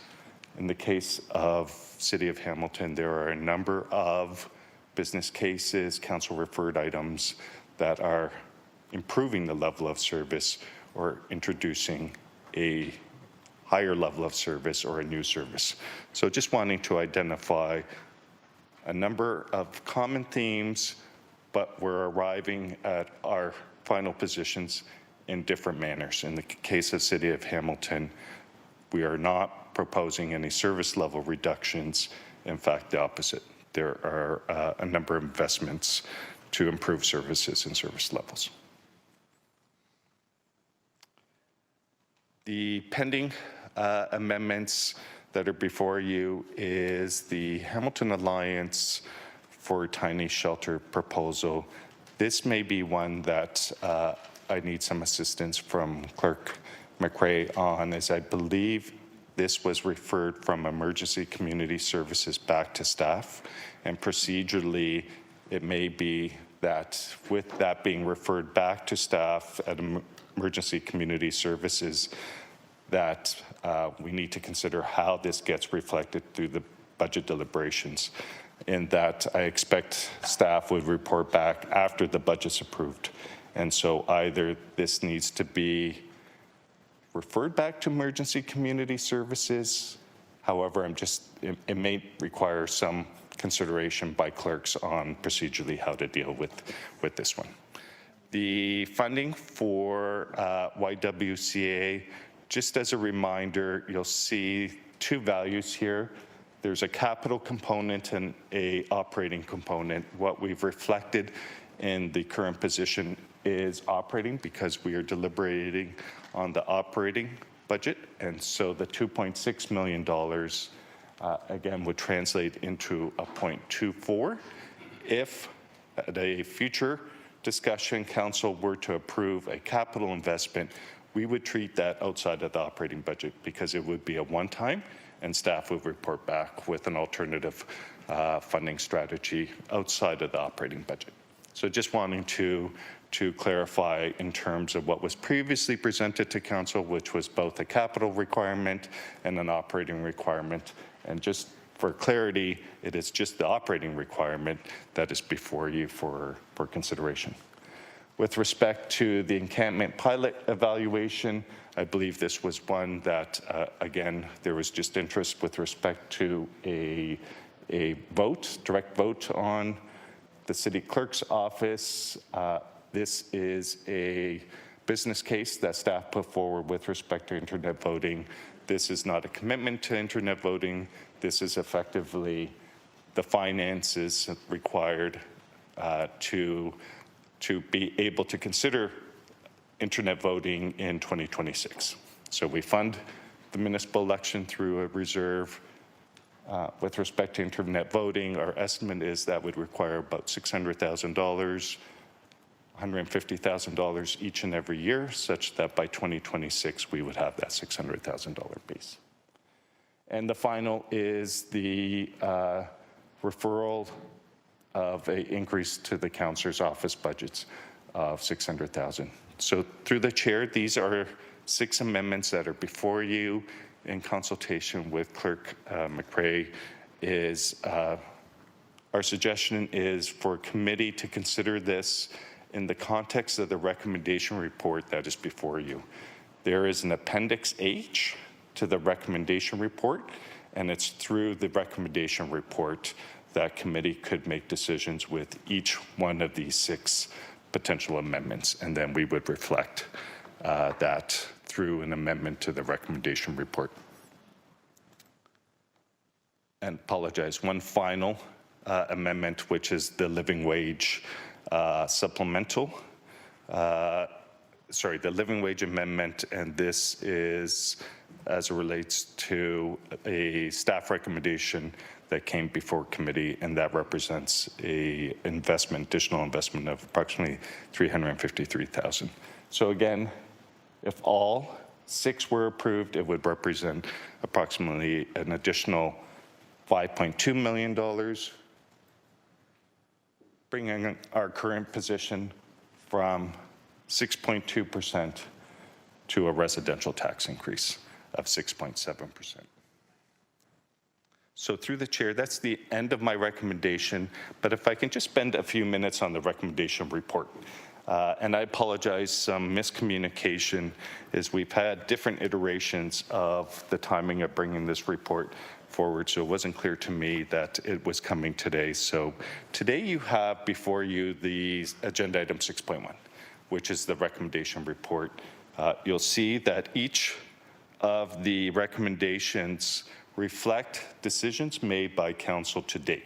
So with respect to the departmental budgets, with respect to boards and agencies, it reflects the decisions made to council inclusive of amendments. So if an amendment that's included in Appendix A and B was tied to a department, that is where those amendments are going to be reflected in the overall recommendations and the levy impacts. So again, a series of recommendations, a series of appendices that tie to deliberations to date. Appendix H represents the 6 remaining considerations, and we would look for committee at the appropriate time to consider Appendix H, and subject to the decisions with respect to Appendix H, we would amend the balance of the recommendations to reflect those decisions. So through the chair, again, happy to answer any questions with respect to the presentation or with respect to the recommendation report, recognizing it is the first time the recommendation report has been before committee for consideration. Thank you. Thank you, GM Zagarek, as always, for your thoroughness. Councillor Spatafor, you are on the list. You're no longer on the list. Thank you. Councillor Alex Wilson, please. Thank you. Just one kind of process question. So what we're doing here today is we're giving the 6 votes on the Appendix H items, and then have the actual report in front of us, the main report. We're passing, not passing, saying yes, whatever happens there, we do our vote, and then it goes to the 29th, and that's the budget. Yeah. And if we can't, for whatever reason, get those 7 votes done today, we go to March 3rd. Through the chair, that's correct. I'll just make one amendment is beyond the 6 pending items is we're still in the hands of committee. If committee has any further directions with respect to amendments, those would be considered today or potentially on the 3rd. And we are still targeting March 29th for ratification by council. Thank you. And then given that item 7 on the agenda has to do with living wage, one of the 6 items, and then the closed session item, as Councillor Crutch pointed out, are just seeking confirmation from the clerks that our intention was to answer any questions here and then go to the other items on the agenda and then come back for our votes maybe at the end of that, just trying to get the roadmap in front of me. So through the chair, what we approved in changes to the agenda was that we would hear Mike Zagarek's presentation, hopefully receive it, move into closed session for the closed session item, come back into open session, and then go to the recommendations in report 6.1, which is FCS 23007A. We did not move the order of the living wage, the discussion items. If we want to do that, we could do that on the fly as well. We would just need a motion, another motion to do that. Councillor? Thanks. Yeah, I won't be moving that motion, just helpful to get that clarification. I think if folks read the 7.1, if they have questions, we should do that. I don't have any questions from the report, so I don't think we need to rearrange the order necessarily, but there we go. Thank you, sir. Vice Chair Danko. Thank you. It's going back to the 2012 recommendations. One of them was focus on multi-year budgeting. Oh, jeez. It was a big bird. Would you like to start over?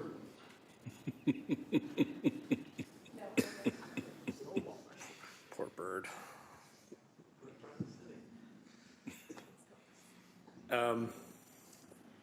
So resetting. Multi-year budgeting.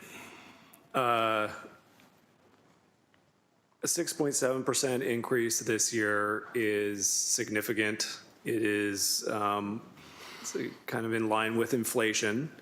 A number of very significant drivers that are causing that. And I think, you know, when we're going to our constituents and we're going to have to justify why we're raising their taxes to this extent, which I think that we can. But looking forward to our multi-year budgeting, that's the next question is, okay, if I'm going to absorb this level of tax increase this year, are you going to increase my taxes by the same amount next year? And what about the year after that? So I know at the beginning we had some multi-year projections. I don't know if you have those handy, but you know, just so that we can consider the big picture and know what those projections are moving forward as well. Yeah. GM Zegeric. So through the chair, and I'm going to apologize in advance for maybe the length of my response, is if I reflect on 2023 relative to where we saw 2023 12 months ago or 18 months ago, and recognizing we've embarked on multi-year budgeting since 2012. And it has reflected staff's ability to forecast based on the information available to us, recognizing it's not perfect information. And traditionally, we forecast, you know, in that 4% maybe range, accounting for inflation and maybe some known opportunities for investments, and as well based on council's priorities, and including commitments made by council, for instance, 10-year transit strategy. That was a decision made by council previously, and we've reflected that 10-year strategy for the most part with a pause in one particular year. So if I reflect on where we were forecasting for 2023, we weren't very far off. If I look at our current position in terms of maintenance budget, we're around 2.5%. maintenance budget. And that includes city departments at 2.2%, boards and agencies at 1.1%, and that is inclusive of assessment growth of 1.6% as well, and then the policy restrictions. So roughly 2.5%. So what's the difference? 6.2, 6.7% versus 2.5 is there are a number of, I'll refer to it as improvements, service improvements, that are reflected in the budget. And this includes, in part, building off of our earlier conversation, the recovery and some of the impacts that the recovery is having on the municipality and reflected in our budget. So just at a glance, if I look at our 6.7% is our capital levy. Council approved a capital levy increase of about 0.92% for a number of reasons. To address inflation as it relates to our blocks, to provide some funding towards the transit strategy as it relates to capital, to provide a 0.25% increase, about $2.5 million for our climate change reserve. Those weren't knowns in 2022, and so that has an impact to our current position versus 2022 forecasts.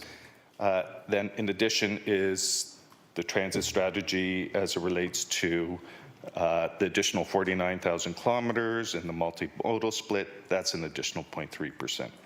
And then there was a series of pre-approvals, decisions made by council in 2022 that committed council in 2023. And this includes housing and homelessness. And so that represents approximately just short of $5 million or 0.4%. And then the council referred items and the business cases that have been before committee. Those are significant factors in terms of our current position. Council referred items about 1.8%, as well as business cases of 0.6, and then the pending items of 0.5. Those council referred items and the business cases, those are either improvements to service levels, and it could be the long-term care facility and recognizing additional staffing for long-term care facility, funding for housing. Approximately 1.5% of the 6.2%, 6.7% is tied to additional investments in housing services. And then investments in other, again, priorities in terms of council referred. So coming back to business case, we're not far off to, coming back to multi-year budget, at 2.5%, we're not far off of what staff were forecasting. What we weren't forecasting were the additional investments that are before you as council referred items, business cases, and the final piece being the pre-approvals of council around priority areas. But again, through the chair, happy to work with corporate communications because I believe there is a message for the community to understand. The final point I'll make, this is not an inflationary budget. Inflation, while it's been a theme, is not driving the budget increase. It is additional investments in services that are the principal driver to the budget increase. Thank you. And then I don't know if you remember what the multi-year projections were for 2024 moving forward. Yeah, through the chair, what I recall was somewhere in that 4%, 3.5% range. I'll just note is I know that it does not include some of our earlier conversations around chronic homelessness and housing. That will have an impact. What it doesn't include is I expect staff will make a recommendation with respect to financial management. As I expressed earlier, is we have reserves that require some reinvestment, and that will represent additional pressure in 2024 and future years. There will be additional impacts, I expect, with respect to, and I'm hoping not at the same magnitude as inflation. I expect we'll have a lingering impact in 2024 based on Bank of Canada forecasts, and I would expect that we would be back into that normal target for Bank of Canada in 2025. So I expect there to be some common themes, and then the final factor will be this council's priority setting exercise and how those priorities are reflected in the 2024 to 2027 budgets. And again, that would not have been factored into our forecast for that period of time. Okay, thank you. So Chair, with a 6.7% increase that we're at now, we're going to end somewhere relatively close to that. But with the number of budget drivers next year, the chances are we're going to be looking at a similar or even higher increase next year. And that gives me real concern because as General Manager Zegeric has presented, Hamilton has, while we're similar to comparators in our increase, we're not similar to our comparators in ability to pay. And Hamilton has a much lower ability to pay. Average incomes are lower than those comparators. And at some point, we just can't continue to pick up the tab for programs that are downloaded to us. So I'm really concerned about, this year, I think we are where we are, but going forward, to next year and the year after, to expect taxpayers to continue to shoulder the burden of that level of tax increase, I think is a real concern. Thank you. Thank you very much, Councillor. Councillor Tom Jackson, please. Thank you, Budget Chair Clark, and appreciating Councillor Danko's comments that I think I've been reflecting for probably a good month now in terms of the affordability of our community versus much wealthier and richer communities to the east and west of us. I've got some questions and points of clarification, if I could, through you, Budget Chair Clark, to General Manager Zagarek. Mike, you've mentioned about at 6.7%, it's roughly about $300 a year more on top of what we passed for the water rate, and that's assessed at a $383,000 home. So safe and accurate to say if the assessed home is sitting at $500,000, $600,000, $700,000, $800,000, automatically the $300 will be more. Through you, Chair Clark. Thank you. Please, to the GM. GM Zagarek. Through the chair, generally speaking. So there's a final factor to what each property will effectively be asked to pay, and that final factor is area rating. The budget is separate from area rating. Area rating is a policy consideration.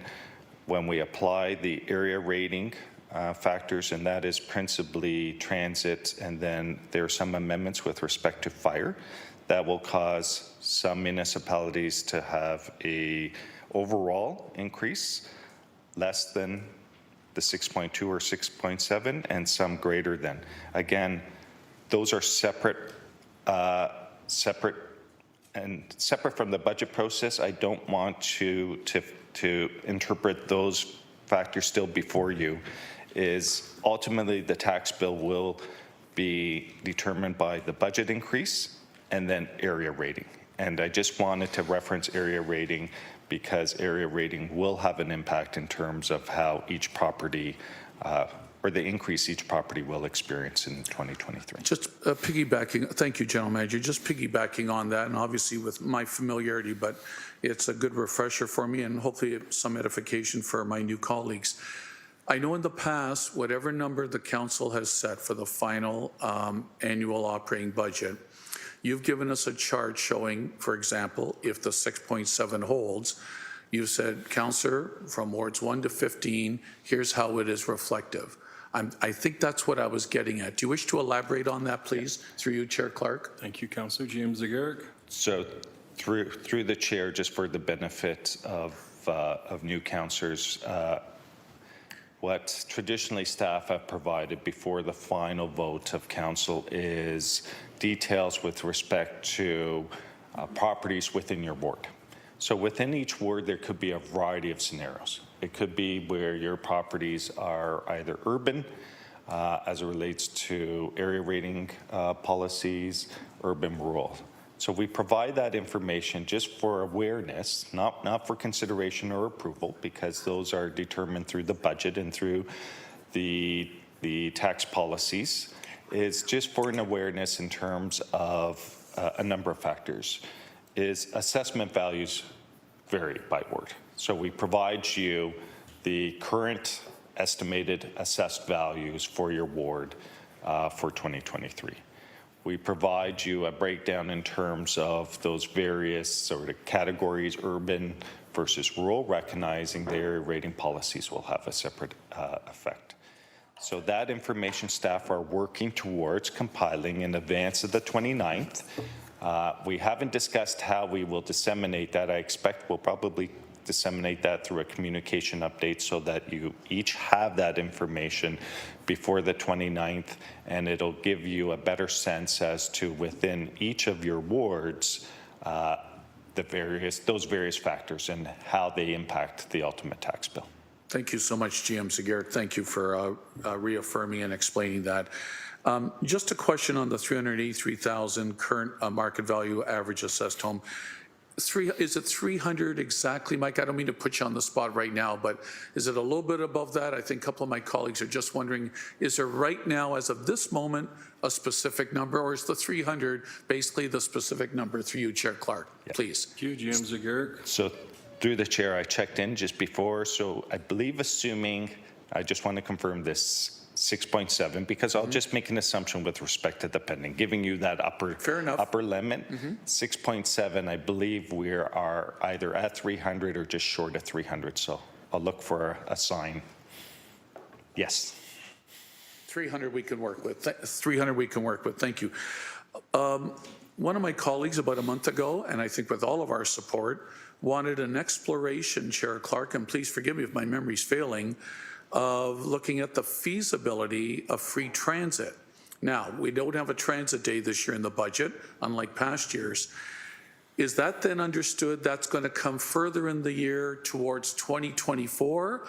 I guess I may have misunderstood that some members of council wanted that debate during the 2023 budget, because I sense there were some that were open-minded to that potentiality, but looking for the pros and cons of both the cost of doing that versus providing free transit everywhere or to certain categories. Chair Clark, unless my memory's failing me, can the GM or somebody help me as to the status of that, please? Or maybe Clerk McCrae? So through the chair, Councillor Jackson, I did send you an email at the January 24th budget meeting. The motion respecting expanding free ridership to ages 14 and under passed, and that was for a report back to the Public Works Committee. And then in addition to that, transit staff advised that they're bringing an affordable transit concept to Public Works on April 3rd for consideration. So it wasn't during the budget process per se. Okay, so even though one's coming to Public Works, Chair Clark, and the April 3rd, then can we, I just think it's just important for clarity, that will not impact whatever's decided on or those discussions, Chair Clark. The transit issue will not be impacting then. Forget about the 10-year strategy. I'm talking about that new potential direction of free transit. That is not going to then impact the 2023 final number. That is correct, but there is the discounting for the fares for the younger people. That was included. Through the chair, I believe Clerk McCrae made reference to two amendments. One is reflected in the budget. It's that deeper affordability that would go before Public Works Committee on April 3rd, which is outside of the budget process, 2023 budget process. So both of them outside of the budget. So both are, I'm trying to get this clarified, Chair Clark, please. I'm sensing a little bit of mixed message, and forgive me if I'm not interpreting correctly. I didn't think we had actually made any decision on, I know there were some advocates in the community, all seniors 60 and up could get potentially, if we went in the direction of free transit, youth under 14 or 15, some in between, possibly with disabilities. I didn't think we made any decision on that other than asking for a full report back.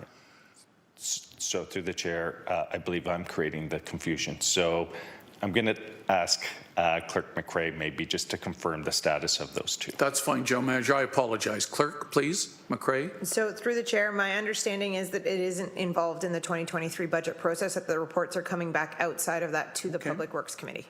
All right, that's fine then. That's good. Okay, that's good to know. So there'll be discussions for future budgets then that may impact. General Manager Zagarek, on your slide about our comparators, it may have just been that there was a typo or I just couldn't, it may have been off the slide. Niagara Falls and there was another municipality beside it. I couldn't tell if they were current positions or approved. Forgive me. It was Niagara, the two ahead of us. I think there was Niagara Falls and there was another one, and I didn't see anything in brackets, either with the A or the current position. Through you, Chair Clark. So through the chair, I apologize, I don't have the presentation before me. Maybe I'll ask Director McMullen if he can just confirm the status of those communities and their budget deliberations. Director. Yeah, so through the chair, Brian McMullen, Director of Financial Planning, Administration and Policy and Corporate Services. Yeah, so what was missing from that slide was, as Councillor Jackson has pointed out, it is missing whether it says approved or current position. And in the case of Niagara Falls, it is current position. In the case of West Lincoln, it is also current position. Excellent. Thank you, Councillor? Brian. I appreciate that. Those two are current positions as well, and I think they've already exceeded the 7% currently. Thank you. And lastly, Chair Clark, I'm asking for your guidance and direction, or through the clerk. So every time we meet, if we approve something, I've always used the term, it's going to the next round until the finality of March 29th, hopefully. So I see here in the report that General Manager Zagarek has brought again before us the 2023 tax support operating budget recommendations. For example, bike lanes, accelerated plan that I voted against. I don't see that separated within the Planning and Economic Development Department of where the Transportation Planning Division will be looking after the accelerated plan if it holds. Just help me on March 29th, if I need to separate certain items that I'd like to have separate votes on, is that allowed on that day? Either yourself or Clerk McCray, or help me understand when I can do that before the final global vote. If memory serves me correct, the bike lane enhancement, if you will, was not in a budget meeting, it was in a GIC meeting, and that was approved at council. But there was a $660,000 annual cost to hiring 5 more new staff, so that's not going to be part of this budget. Through you, Chair Clark? Yeah. So through the chair, so my recollection is similar to the chair's, is that council made a decision, approved the enhancements, the investment, and while it's reflected in the 2023 budget, it's not before you for approval again, because again, it's been approved by council. So I'm not a procedure expert. I would expect it would require a reconsideration if committee chose to consider that at council. So it was approved at council outside of the budget process because it came forward at a GIC meeting, not a budget GIC meeting. Then that was forwarded to the council meeting where it was approved. And when we finalize this budget, it'll simply be added to that item. It's already been approved. But thank you, Chair Clark. I'm not trying to be pedantic here. I'm just trying to help myself here. No, it's okay. So General Manager Zagarek, but it'll be part of the 2023 budget, if I heard your last words.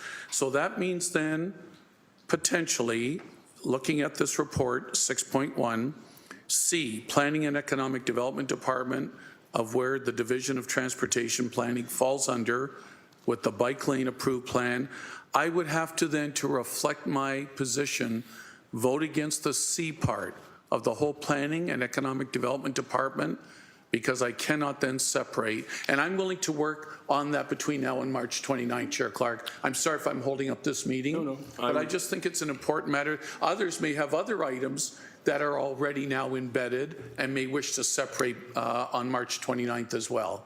So through you to either Clerk McCray or the General Manager again, please. So through the chair, I'd have to consult with staff to see whether or not in any of the appendices, whether that particular approval is referenced that would provide committee members the option to speak to that appendix and that particular item versus the recommendation. So again, we can take that offline and see whether or not there's exclusive of it being referenced in one of the appendices that a committee member could speak to. Again, you're not voting on appendices, but you could speak to that appendices in that item. All right, General Manager, between you and the Clerk's Department over the next 3 weeks, I'll work on that. Thanks for your indulgence, Chair Clark. No, thank you. Councillor Kretsch, please. Thanks very much. I appreciate Councillor Jackson asking that question about specifically what the number was for 6.7. It's helpful in terms of other calculations and figuring out what the difference is and how much the dollar per dollar, it's like $21 is the difference between 6.2 and 6.7 per the average person. Just want to flag that. Sorry, returning to my notes. I had really only one question. It's about the multi-year outlook, and it's about specifically the Police Services Board multi-year outlook. And I ask because we did a lot of fancy math, I would say.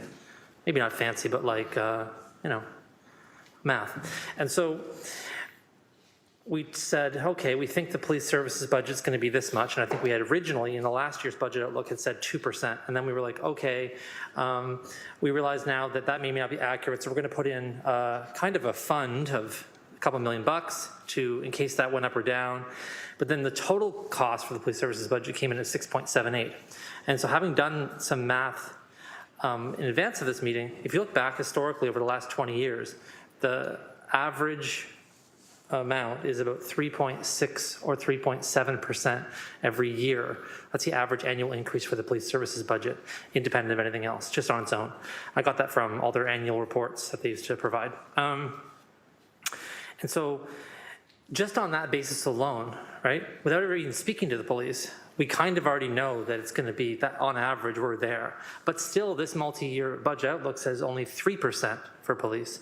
So I guess what I'm saying is, because I've had this conversation at the Hamilton Police Services Board and I've had it here, I want to really understand how we can more meaningfully have a conversation and dialogue around what the actual projection is going to be, right?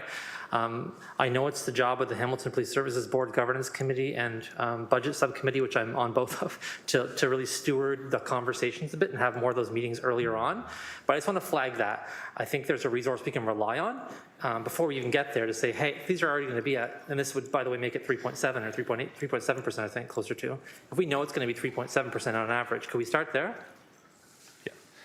So through the chair, did have a conversation with Chief Bergen and their Director of Finance, and we're happy to work with them leading up to the 2024 budget. There is an opportunity, if we could work towards timing, that if the police service can provide their forecast to the board in such time that we can reflect whether it's a final approved or a preliminary approved forecast that's gone before the board. Just respecting that the chief reports to the board, and what we typically report is information that's been brought before the board for review and consideration before reflecting any information publicly. So again, happy to work with the chief and the Hamilton Police Service to try to avoid these adjustments through the budget process and to reflect a preliminary forecast for 2024. Thank you. I guess I can ask my question another way too, just to get at the other end of this. So it was 2% in the multi-year outlook in the previous year, and now it's 3%. So my question to you is, why did we jump it up? Is it because we recognized at some point that it was going to be higher? And again, why can't we use that 3.6 or 3.7% average instead, since we know historically that's going to be the case? So through the chair, I would suggest the preferred approach would be to reflect a preliminary budget. And what I mean by preliminary budget is similar to some of our other services, there are multi-year plans that the service has. And if those plans can come before the board in advance of the development of the budget documents, which are typically in November, even if in preliminary information, it would be best to present a forecast that would not only reflect, similar to what we present, a maintenance budget, but as well as some additional investments that may be required as it relates to the service. So recognizing Hamilton Police Services has a multi-year forecast that speaks to the resources required, that would likely be the preferred approach as a starting point, rather than to present a budget exclusive of some of those considerations and then having to reflect a true up or an increase. So again, happy to work with the service and with the board in terms of how to reflect a 2024 budget, whether that is a preliminary or an estimated, and happy to work with the police service and the board in terms of how to either portray an estimated budget versus a preliminary budget. The last comment I'll make, historically, going back, we used to present a 5-year average. That does not reflect some of the incremental investments, and so that will underrepresent the overall budget. So the weakness of that approach is it underestimates and then creates confusion when we come before committee with a true up or adjustment. It's likely best to reflect a preliminary forecast for 2024. Councillor? Thank you. I think I've received a note, which is I'll go back to the Hamilton Police Services Board and make sure that the accuracy of the multi-year budget is actually in that budget. So our multi-year budget for policing will show, hopefully, a more accurate number that we can then present here so that that tension between what we're seeing here at the beginning and what we get at the end is slightly less. Thank you so much for answering those questions. I appreciate it. Thank you, Councillor. Second time speaker, Councillor Tom Jackson, please. Thank you, Chair Clark. I apologize. It was pricked by the questions by Councillor Crutch about the police. General Manager, from all my Sharpie notes over the last 2 months, I remember the chief recommended and requested a 6.71%. However, he delineated 5.4 was operating, 1.32 capital. Question through you, Chair Clark, to General Manager Zagarek. Has the city accommodated the capital request as we would other departments, building libraries, arenas, whatever? So the chief's budget is actually 5.4 operating, or is it still remaining at the 6.71 level? I think that needs to be clarified. Chair Clark, please. GM Zagarek. So through the chair, I'm going to rely on staff for the specific breakdown. There is 2 parts to it. His council has already approved the capital request for Hamilton Police Services through the approval of the tax-supported capital program. So all of the requests brought forward by the Police Services Board for consideration were approved. And the balance of the police services budget, the operating, is before you through the recommendations and through the global position. I'll just ask if staff can just provide the breakdown of operating to capital. I believe it's approximately 10 million operating, but I'll ask staff for that breakdown. Director McMullen, please. Yeah, so through the chair, Brian McMullen again.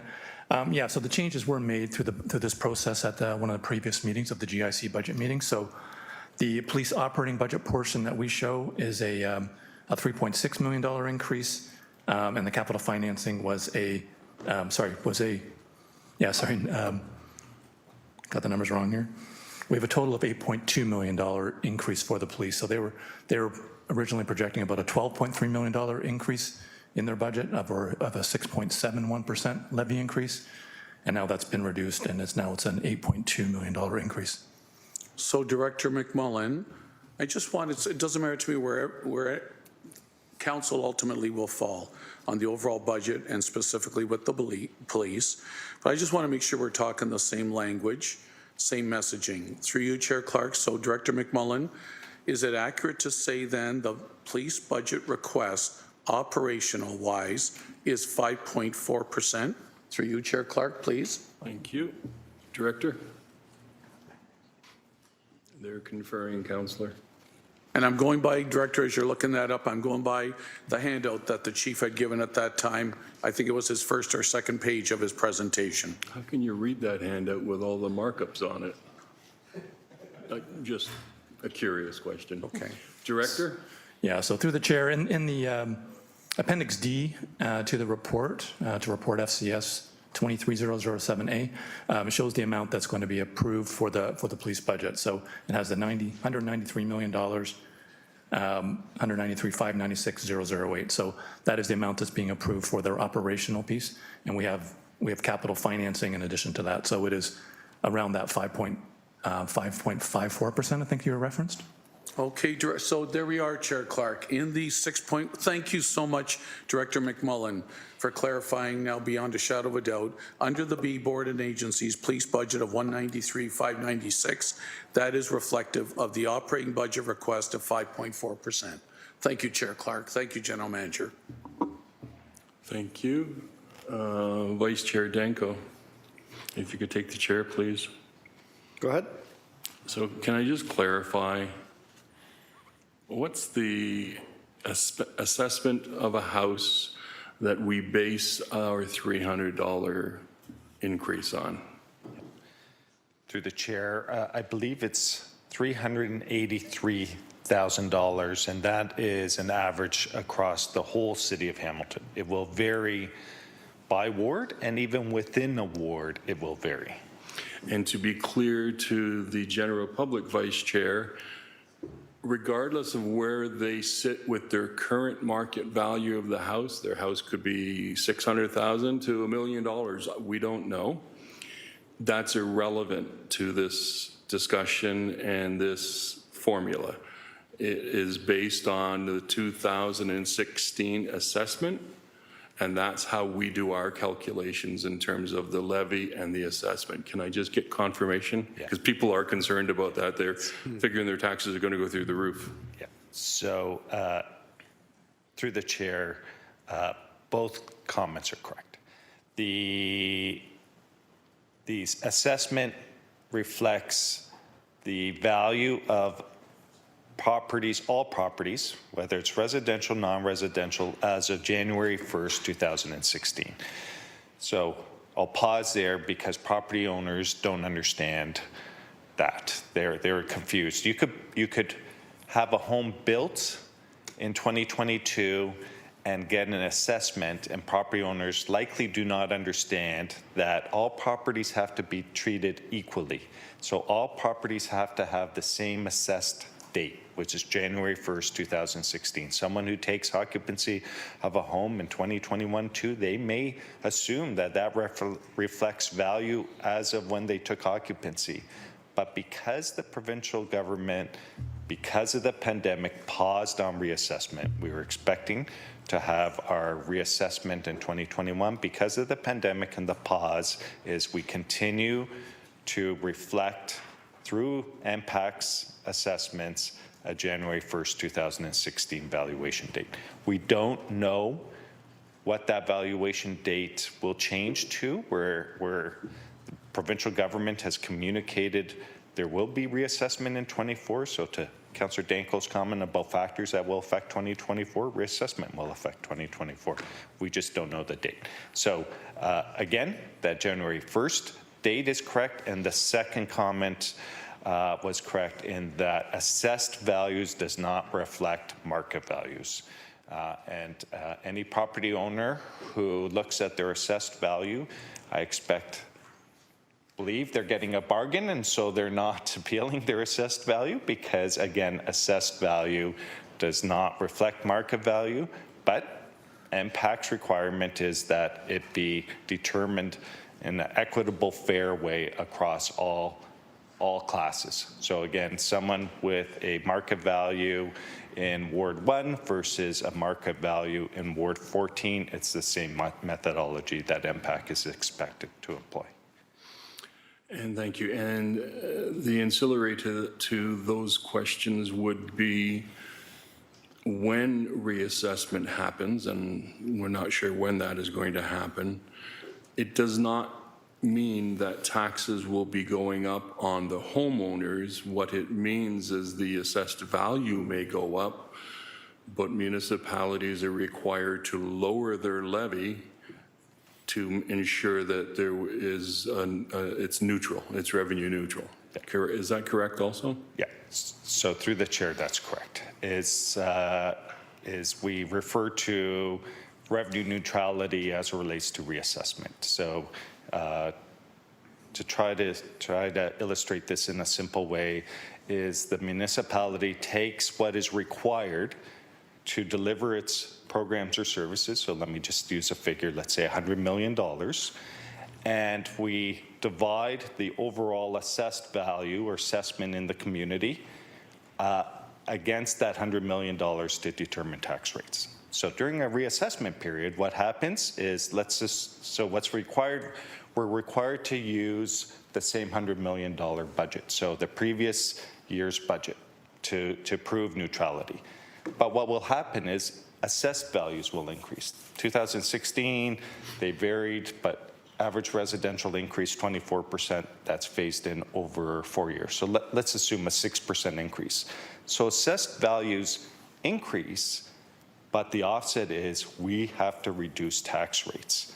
So we still generate $100 million against higher assessed values, and we do that by reducing the tax rate.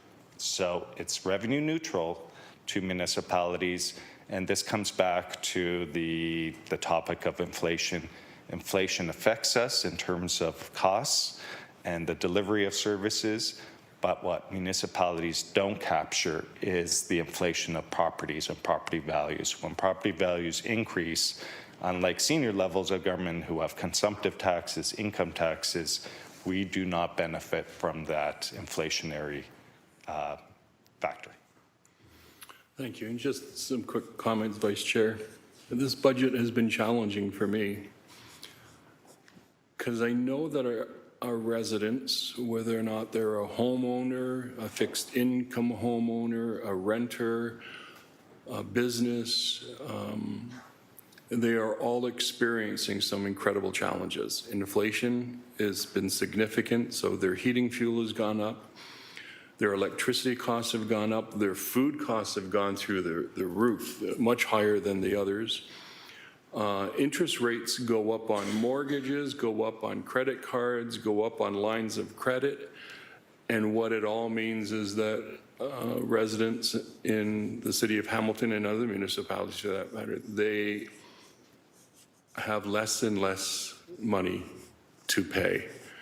And so when we're looking at a 6.7% increase, I would think that we're going to get a few phone calls from folks who are really scared because they don't know if they can afford that type of increase. With that statement, Vice Chair, can I just have GM Zegeric address anything that we do to help residents who find themselves in the situation that when that tax bill comes in, they don't have the money? So through the chair, I apologize if I'm going to jump around a bit in terms of the various ways that property owners are mitigated with respect to the tax increase. So specific to seniors and low income, we have a seniors tax rebate program that seniors who have to meet some thresholds with respect to household income and assessed value. We are very, I'll say, generous with respect to assessed value. It would be difficult for a senior to exceed that assessment threshold and find themselves precluded from the seniors tax rebate. We have a seniors low income tax deferral program. And so the deferral program is for those who have a real challenge with respect to the tax burden. Is we defer the taxes inclusive of some administrative charges until such time as there's an action on that property, until such time as that senior moves out of that home or that home changes ownership. There are legislative rebates or subsidies for not-for-profit, for charitable not-for-profits, other organizations, I believe Legion. There are other organizations who receive a reduction as well. With respect to, so again, those are seniors and not-for-profit. Apologize, I recall the other. So you've heard me speak to the multi-residential, and those are for those that are who own properties that are multi-residential, and I believe it is 7 or more units, single detached units. They will not experience the tax increase as well as the assessment increases. And the final one is the final protected class we spoke to earlier this week, is the industrial, and because of those fairness thresholds, they will experience 50% of the budgetary increase. So across the various classes, there are some programs to assist on affordability for seniors and low income that those property owners have to meet thresholds. And then legislatively, there are some discounts with respect to some charitable not-for-profits, as well as the multi-residential and industrial. Thank you for that, Vice Chair. Finally, I understand that there's going to be a communications plan to explain what has transpired and where we are with our increase. I would ask also that we would include in that communications plan, Vice Chair, Danko, that there are these options available to residents who find themselves in a situation where they simply don't have the money, given the current economy. Here's what you can do. And I'm looking to Director Grant to work with finance staff to make that happen. We should, my hope would be to include that in our tax document that goes out so that people are aware. They don't have to go looking for it. They're aware up front, okay, Mom, Dad, we don't have the money, but we can do this. And I think we need to be proactive that way.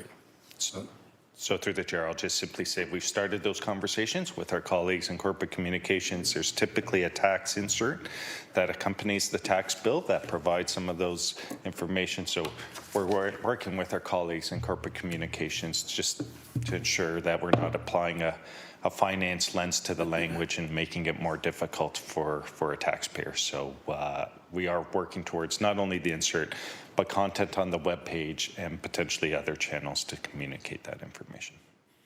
Thank you very much. Thank you, Vice Chair. I'll take the chair back. Councillor Nan, please. Thank you, through you, Chair. Just a couple of clarifying questions. General Manager Zagarek, on Monday, GIC budget approved a motion to adjust the rate for pipelines with the express goal of reducing the impact on all other property classes, including residential. So when would we see that adjusted, and would it be adjusted within the 2023 budget process that we're in right now? Through the chair, not through the budget process, it'd be our tax policy report that typically comes in April and May. So again, why is it doesn't affect the budget, it just affects the distribution of the budget against property owners. So for that reason, it's not necessary to tie up the budget deliberations. That would be a consideration through the tax policy report that typically is presented. I believe last year was May 3rd. So typically in early May. Councillor. Thank you. So the tax policy report comes back in April, May. And then feasibly what we would see in that report is a recommendation from staff of what that distribution would look like, what the rate would be for the pipeline, then the subsequent distribution for all other classes, as well as financial articulation of the burden reduction on residential. So through the chair, we haven't met yet as staff to discuss. What I would expect is that report will identify a recommendation and as well as some accompanying analysis that might speak to where the city of Hamilton lies with respect to other municipalities, with respect to the tax ratio, as well as any legislative, if there were any legislative requirements. So yes, a recommendation with some analysis that speaks to the recommendation. As well, to the councillor's final ask is if that recommendation represents a redistribution, we would try to illustrate what that redistribution would represent. Councillor. If I could, through you, Chair, just a little bit clearer, and appreciating staff have work yet to do on this, and it was just on Monday. So that redistribution would be clearly articulated in terms of the last portion of the motion, which was realizing a reduction or reducing the burden on residential properties. So How would through that the get chair, applied? yes. Yeah. So if I just, and I believe staff did a slight amendment to the information in the report. I think I drew on 2021 data, not 2022 data when I assisted with some of the content in the motion is, again, I believe the municipal contribution was $6 million in 2022. If the change in the ratio represented a $7 million impact or burden, we would show what that $1 million reduction across the other classes would represent. Okay, thank you. And then second question, if I could, through you, Chair, there was some discussion through this process, and perhaps it is within that tax policy report coming back, some deliberation among colleagues here about a land transfer tax. And in the context of the need for our municipality to shore up a housing reserve in order to anticipate the needs of our housing strategy coming forward, as well as the express need that is here in terms of addressing our affordable housing crisis, would that also be better situated in a tax policy framework, or is that better situated as direction coming through the budget process in terms of pursuing a land transfer tax? Thank you. Through the chair, I would say it could come through either process, and I'll simply reference why is it's been a number of years since we looked at a land transfer tax. I believe the first step was it would require legislative change, and so whether that is through the discussion of tax policy or in the context of budget GIC or regular GIC with respect to financial sustainability is a position of council for the province to consider a land transfer tax. I would suggest that would be the first step. Thank you. So through you, Chair, not too dissimilar to the work that we did with the vacant homes tax then, in terms of the steps. Okay, thank you. Through the chair, I believe it's only the City of Toronto and the Toronto Act, because they have their own act, that have that power. Thank you, Councillor. Councillor Ted McMeekin. Thank you, Mr. Chairman, and I want to begin by saying how much I've appreciated the presentation and the information, which is always helpful to note as we go through these things. And the questions asked by my colleagues, I want to particularly focus, Mr. Chairman, on your remarks about the importance of communication. In my ward, and I suspect other wards, people often express concern about the value for taxes paid. And I think it's incredibly important, given what General Manager Zacharek has said about this isn't largely an inflation-driven budget, although there's some union connections there in terms of the increases. But it's about service enhancements. We've had people talking about enhancements around things like cycling, police services, most recently, the last week or so, snow removal, and even more recently, some concerns from some of the BIAs around how we can be deliberately and proactively more supportive of small business. So I really appreciate your raising that, Mr. Chairman. I think that's the key point.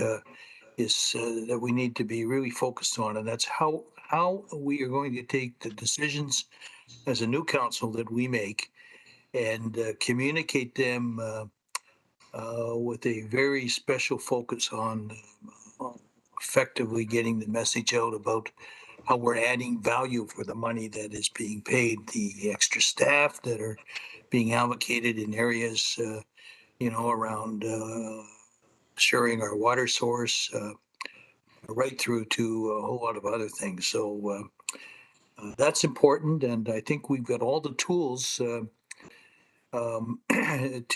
make sure that we can do that, and that coupled with Mr. Zacharyk's assurance of the insert in the tax bill need to be very deliberate and pointed about how things are improving through service enhancements. That's all we wanted to say. Thank you, Councillor. I appreciate that. So, councillors, it is now 12:30. I'm going to suggest that we break for lunch. When we come back from lunch, we will be going in camera to receive the report with regards to police services and the challenging of the police service budget. So that's a legal report. We'll be careful that we don't stray from that item. When we come out of in camera, we will then be dealing with the 5 or 6 items, I can't remember the exact number, that is still outstanding. Okay, and any other motions that you would like to move at that time. Madam Clerk, did I miss anything? Just receipt of the presentation. So I need a mover and a seconder to receipt. Moved by Councillor Francis, seconded by Councillor Taddison, and that's just to receive the presentation.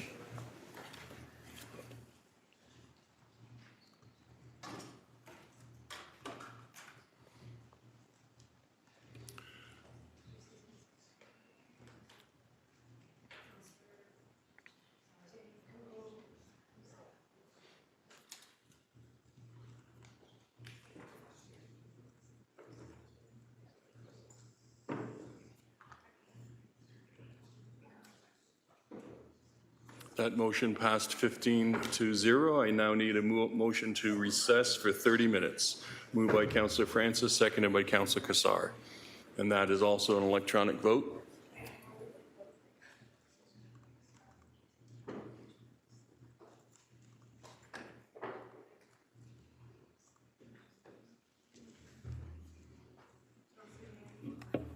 Thank you, councillors. Enjoy your lunch.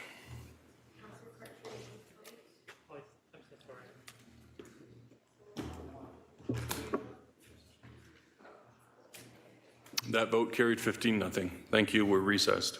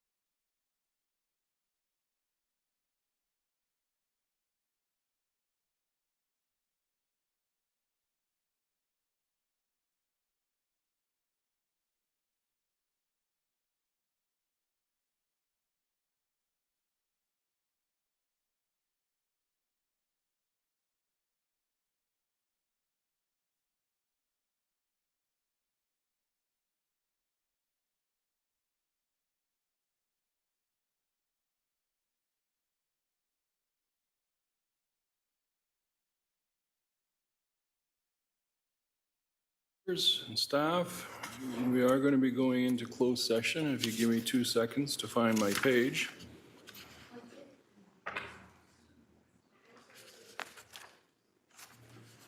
So it's item 11 on our agenda.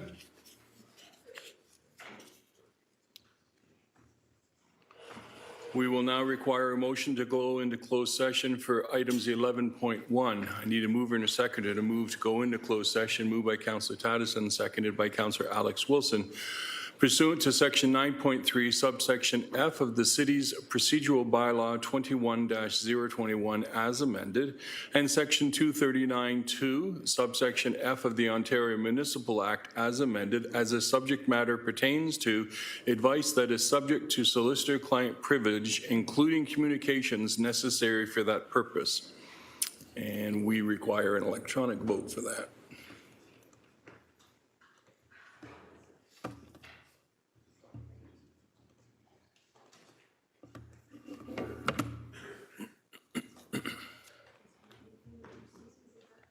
Councillor McMeekin, are you with us?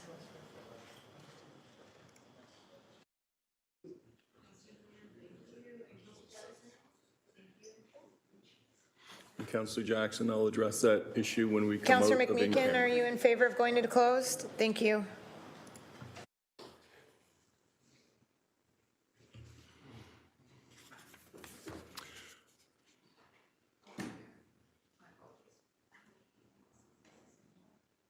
That vote carried 14-0.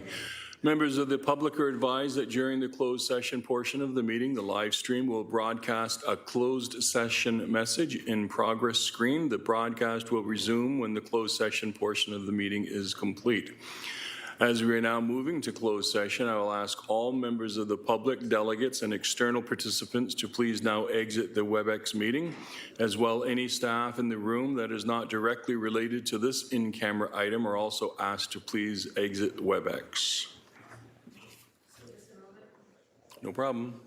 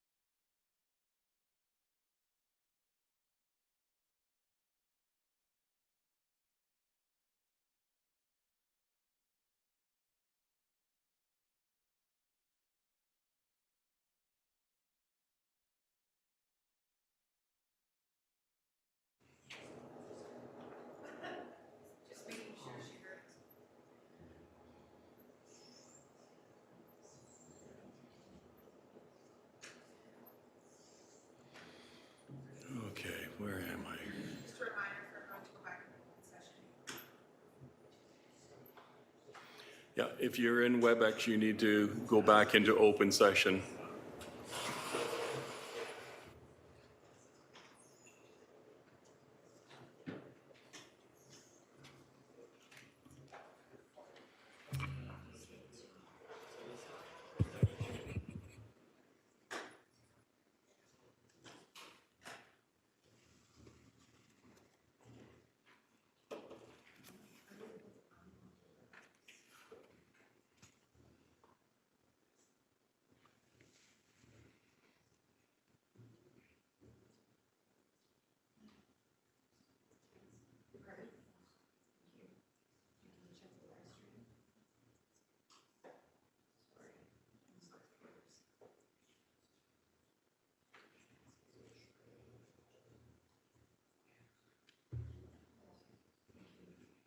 We're good to go? Okay, thank you. We're coming back out of closed session, so I do need a motion from a councillor and a seconder to receive the report that was provided to us in camera and to keep it confidential and to release the 3 appendices to the public. Moved by Councillor Beattie, seconded by Councillor Cassar. Thank you. And we'll have that vote.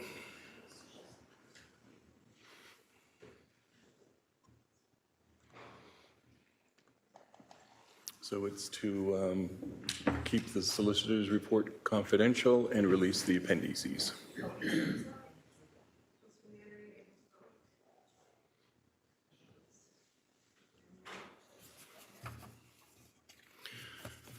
And now I got to go back.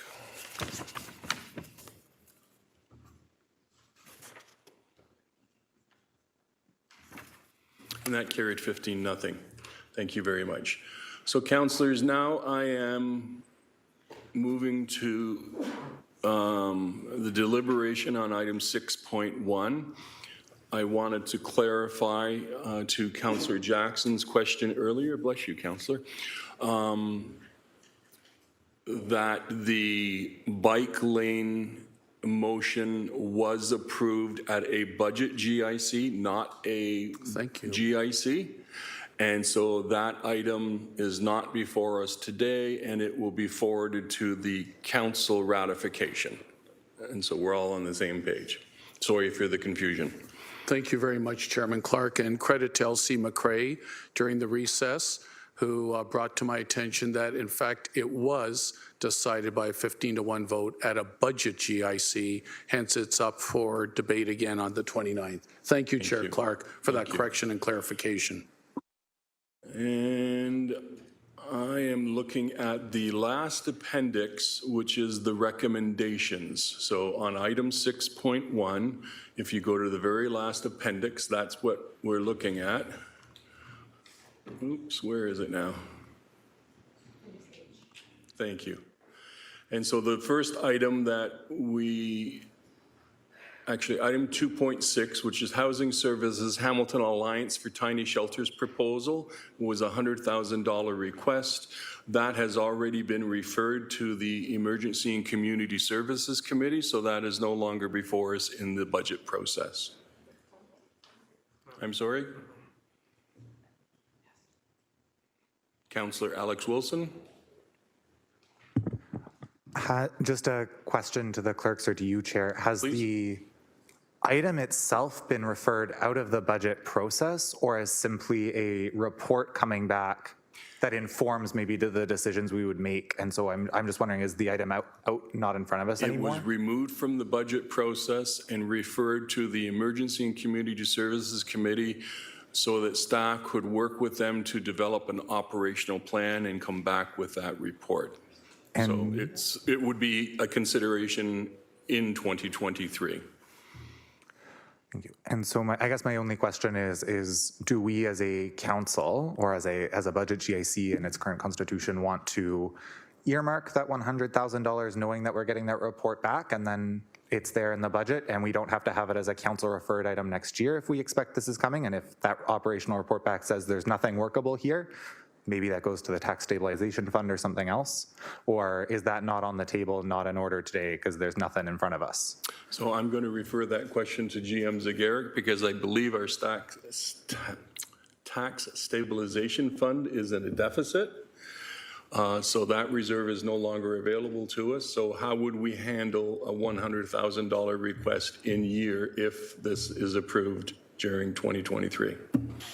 Yeah, so through the chair, as I understood the question with respect to what are options for committee as it relates to the 100,000 is, my understanding is it is being stricken from the budget process, from the list. Committee could still approve a $100,000 allocation to the housing reserve for future consideration as it relates to tiny shelters. Am I getting the descriptive? We know what you Sorry. mean. I didn't Hamilton want to Alliance confuse it for with tiny tiny shelters. houses. So that is an option, or it can just be stricken from the amendments for consideration, and that would affect our current budget position. So those are options. Councillor Alex Wilson. I would propose that we earmark the funds just so we're not in a place next year where we have a council referred item and we're doing this whole thing again in the 2024 budget process. And in fact, we have those funds, and if we choose not to use them, we can dedicate them to something else housing related. But just knowing that we will be in this situation again potentially, putting that money aside and budgeting ahead is my recommendation. And I'm happy to move that if that's what we're looking to do. And do you have a seconder for that? Councillor Nan, you're seconding. Thank you. Any questions or